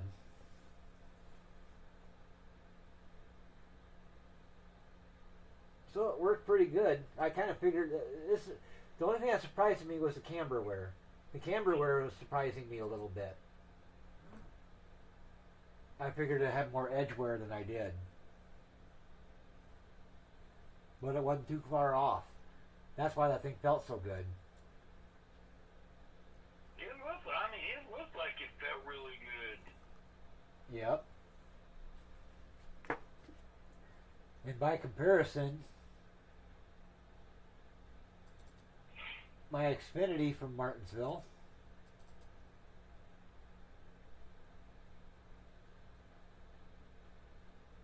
for my tire wear on that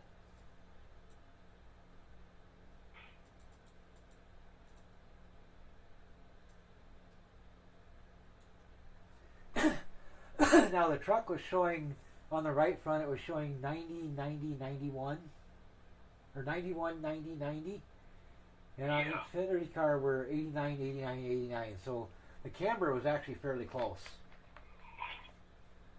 which was surprising. I figured it wouldn't be as close as it was. I figured it'd be off further than that. Because the right front camber on the Xfinity car was negative 1.5, and I had like negative 2 on the truck for the road course. Right.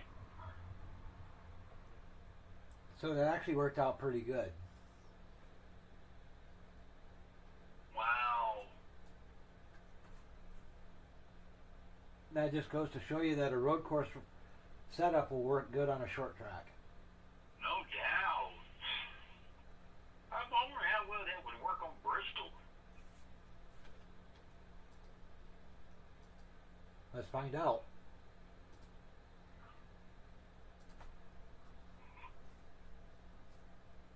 F-150. Select. Disabled car damage.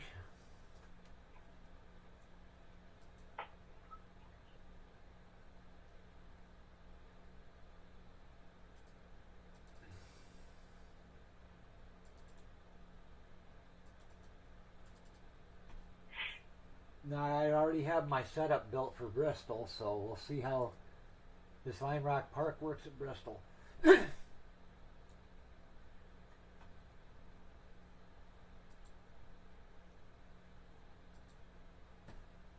again, we'll do 25 laps like we did it, because that's what the estimated number of laps between pit stops is going to be at Bristol is 25.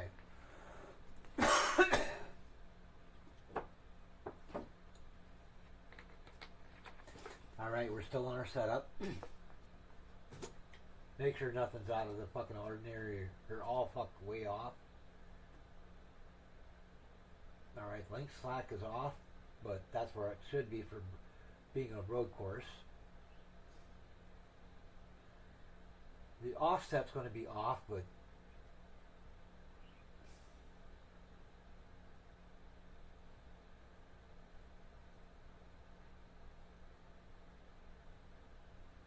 yeah, the camber should be about right. The camber's only off by a little bit from the looks of it. But what's really going to be different is the rear spring setting.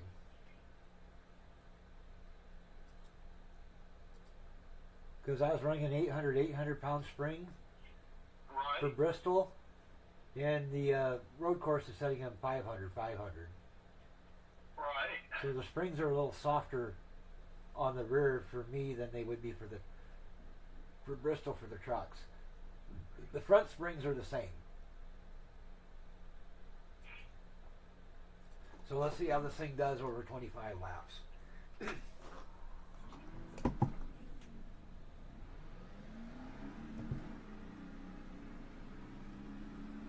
I'm betting it'll probably be close to the setup that I've got for Bristol now.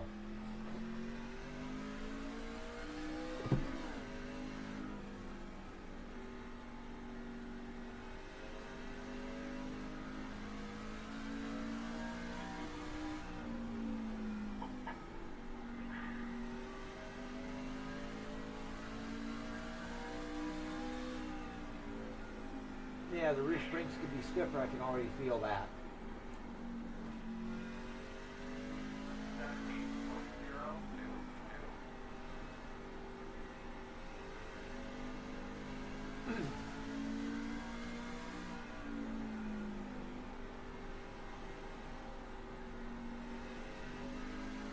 Boy, Bristol's like 150 laps, right? Yep, something like that. Yeah, don't we get like 5 different tires? I think so.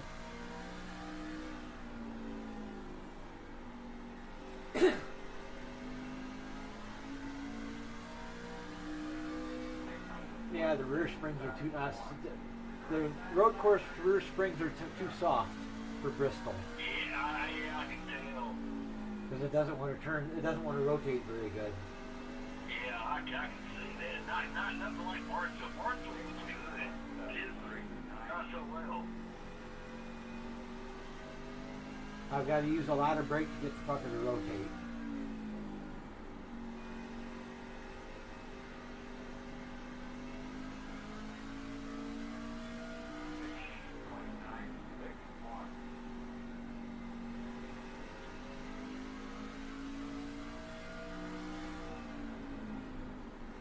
But it's still not bad.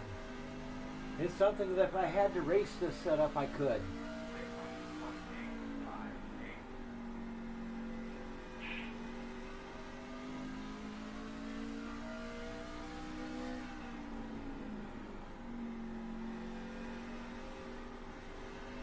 I just have to be careful on the corner exit so I don't fucking scrape the wall with it.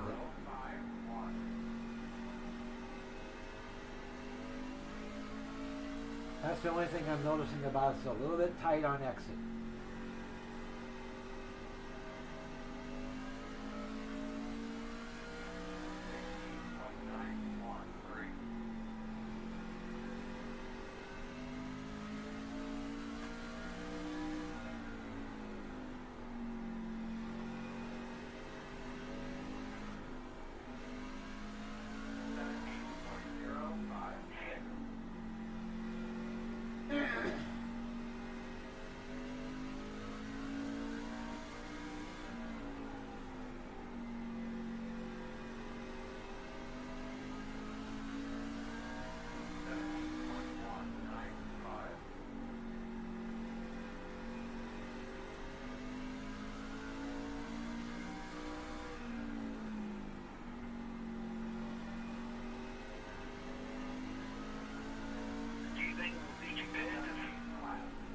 No.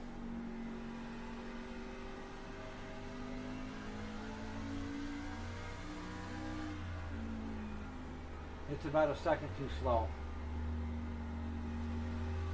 And that's because it's too tight. 17.002.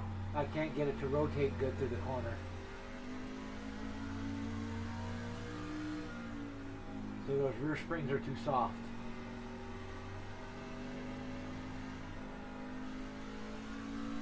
17.175.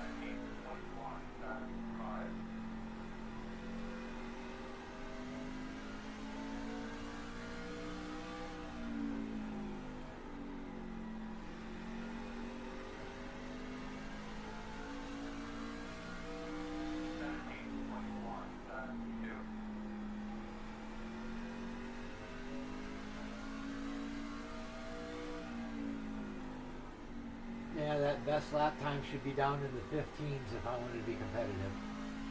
17.088. Low 15s.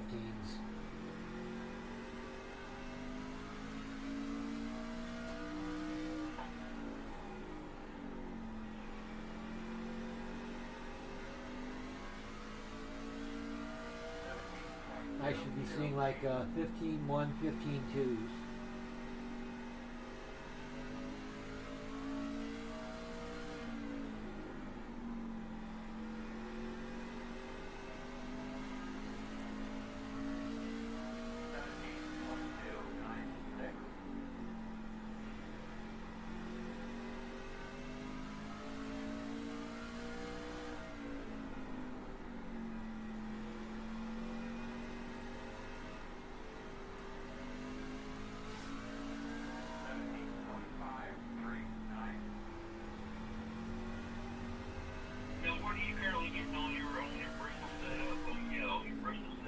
I'll show you as soon as I get done with the run here. I'll compare the numbers. 17.603.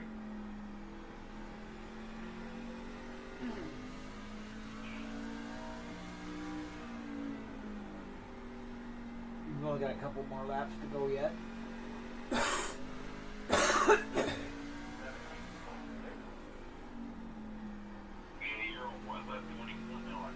Yep.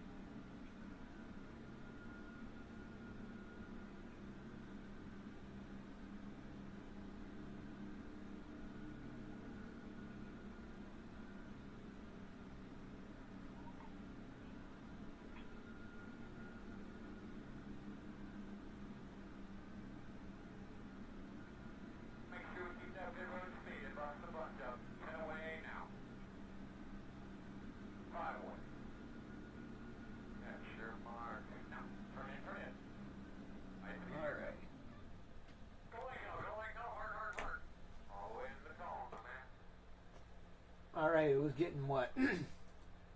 Fastest lap was a 16.6. And fastest lap for the my Xfinity, or for my setup here for the truck, was a 15.8. 15.7.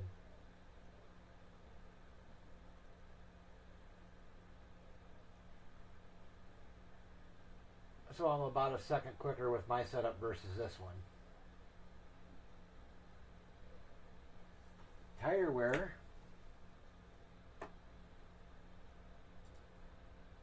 72.96.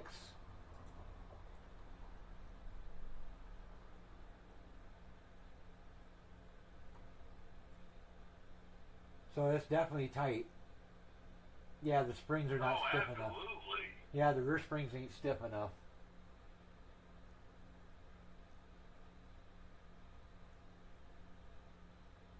It's burning off the right front.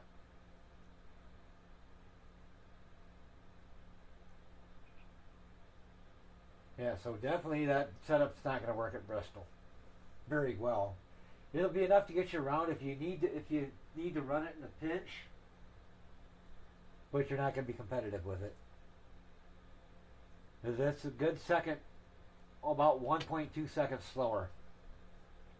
And compared to time trial laps, in time trials I was getting 16 O's. And what I was actually running in that run was 16.6, so I'm at least a half a second slower than the times I was running in my time trials.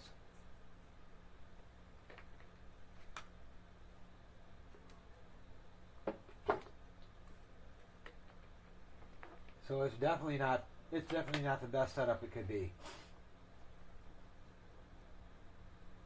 It did really good at Martinsville now.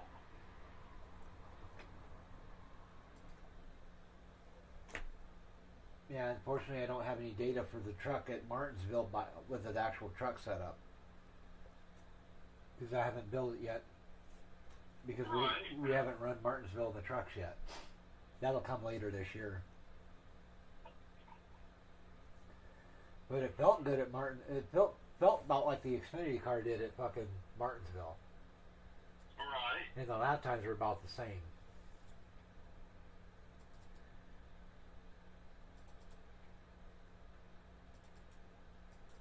If I remember right, they were. Yeah, lap times were on par with what we were running at Martinsville in the Xfinity car.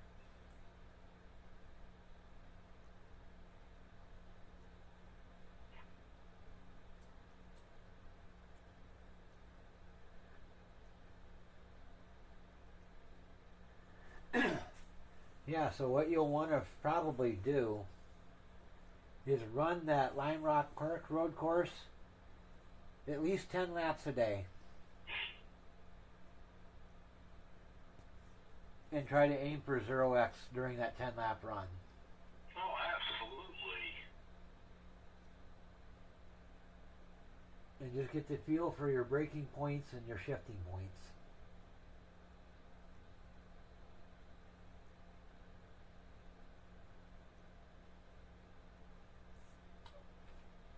Now the ultimate question, how did we do last week in the fucking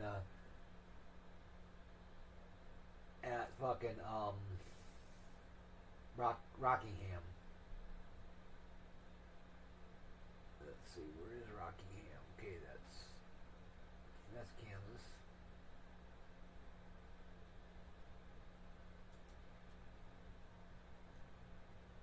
Last 30 days of results.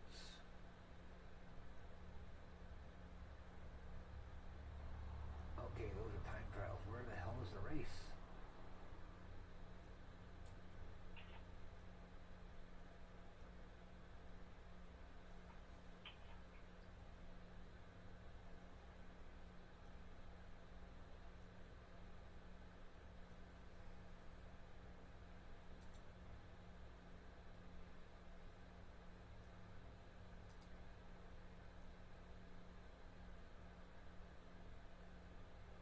I'm currently sitting in the Xfinity class. I'm sitting at 1076th position.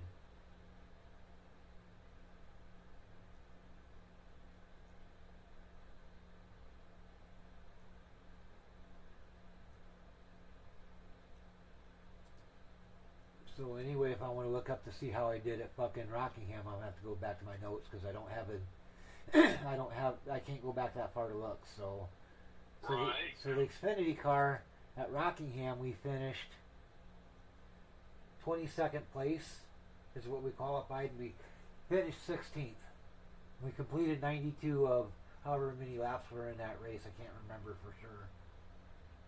100 laps is how many were in there, so we finished 8 laps down. In the Xfinity car anyway. For the trucks,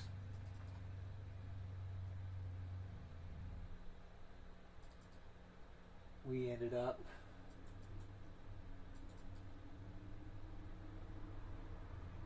finished 9th in the trucks, qualified 21st, and we completed 79 of 85 laps.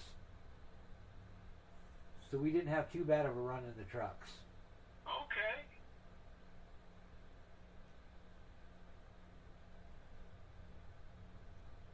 And that. So that wasn't too bad at all. And then we had a pretty decent run in ARCA today at fucking Kansas. We ended up finishing 9th in that one, as I mentioned. Yeah, I'm going to try to run that one tomorrow. Just bear in mind when you run that one, remember the track is going to be loose, so it's going to be easy to spin out if you ain't careful.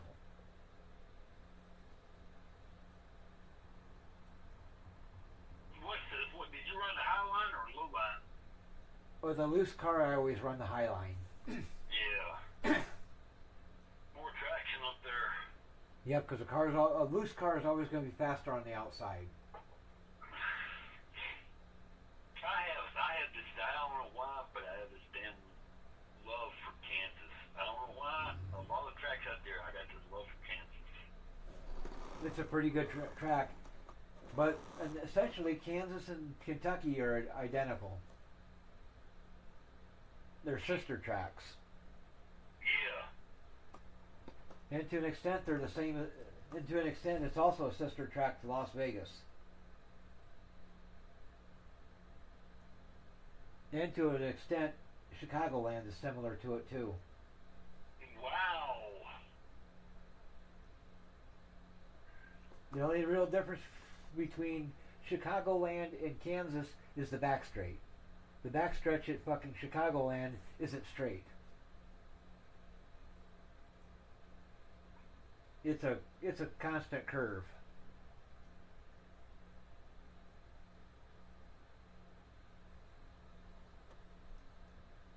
What's going to be interesting is the ARCA next week. Because ARCA next week is at Talladega. Yeah.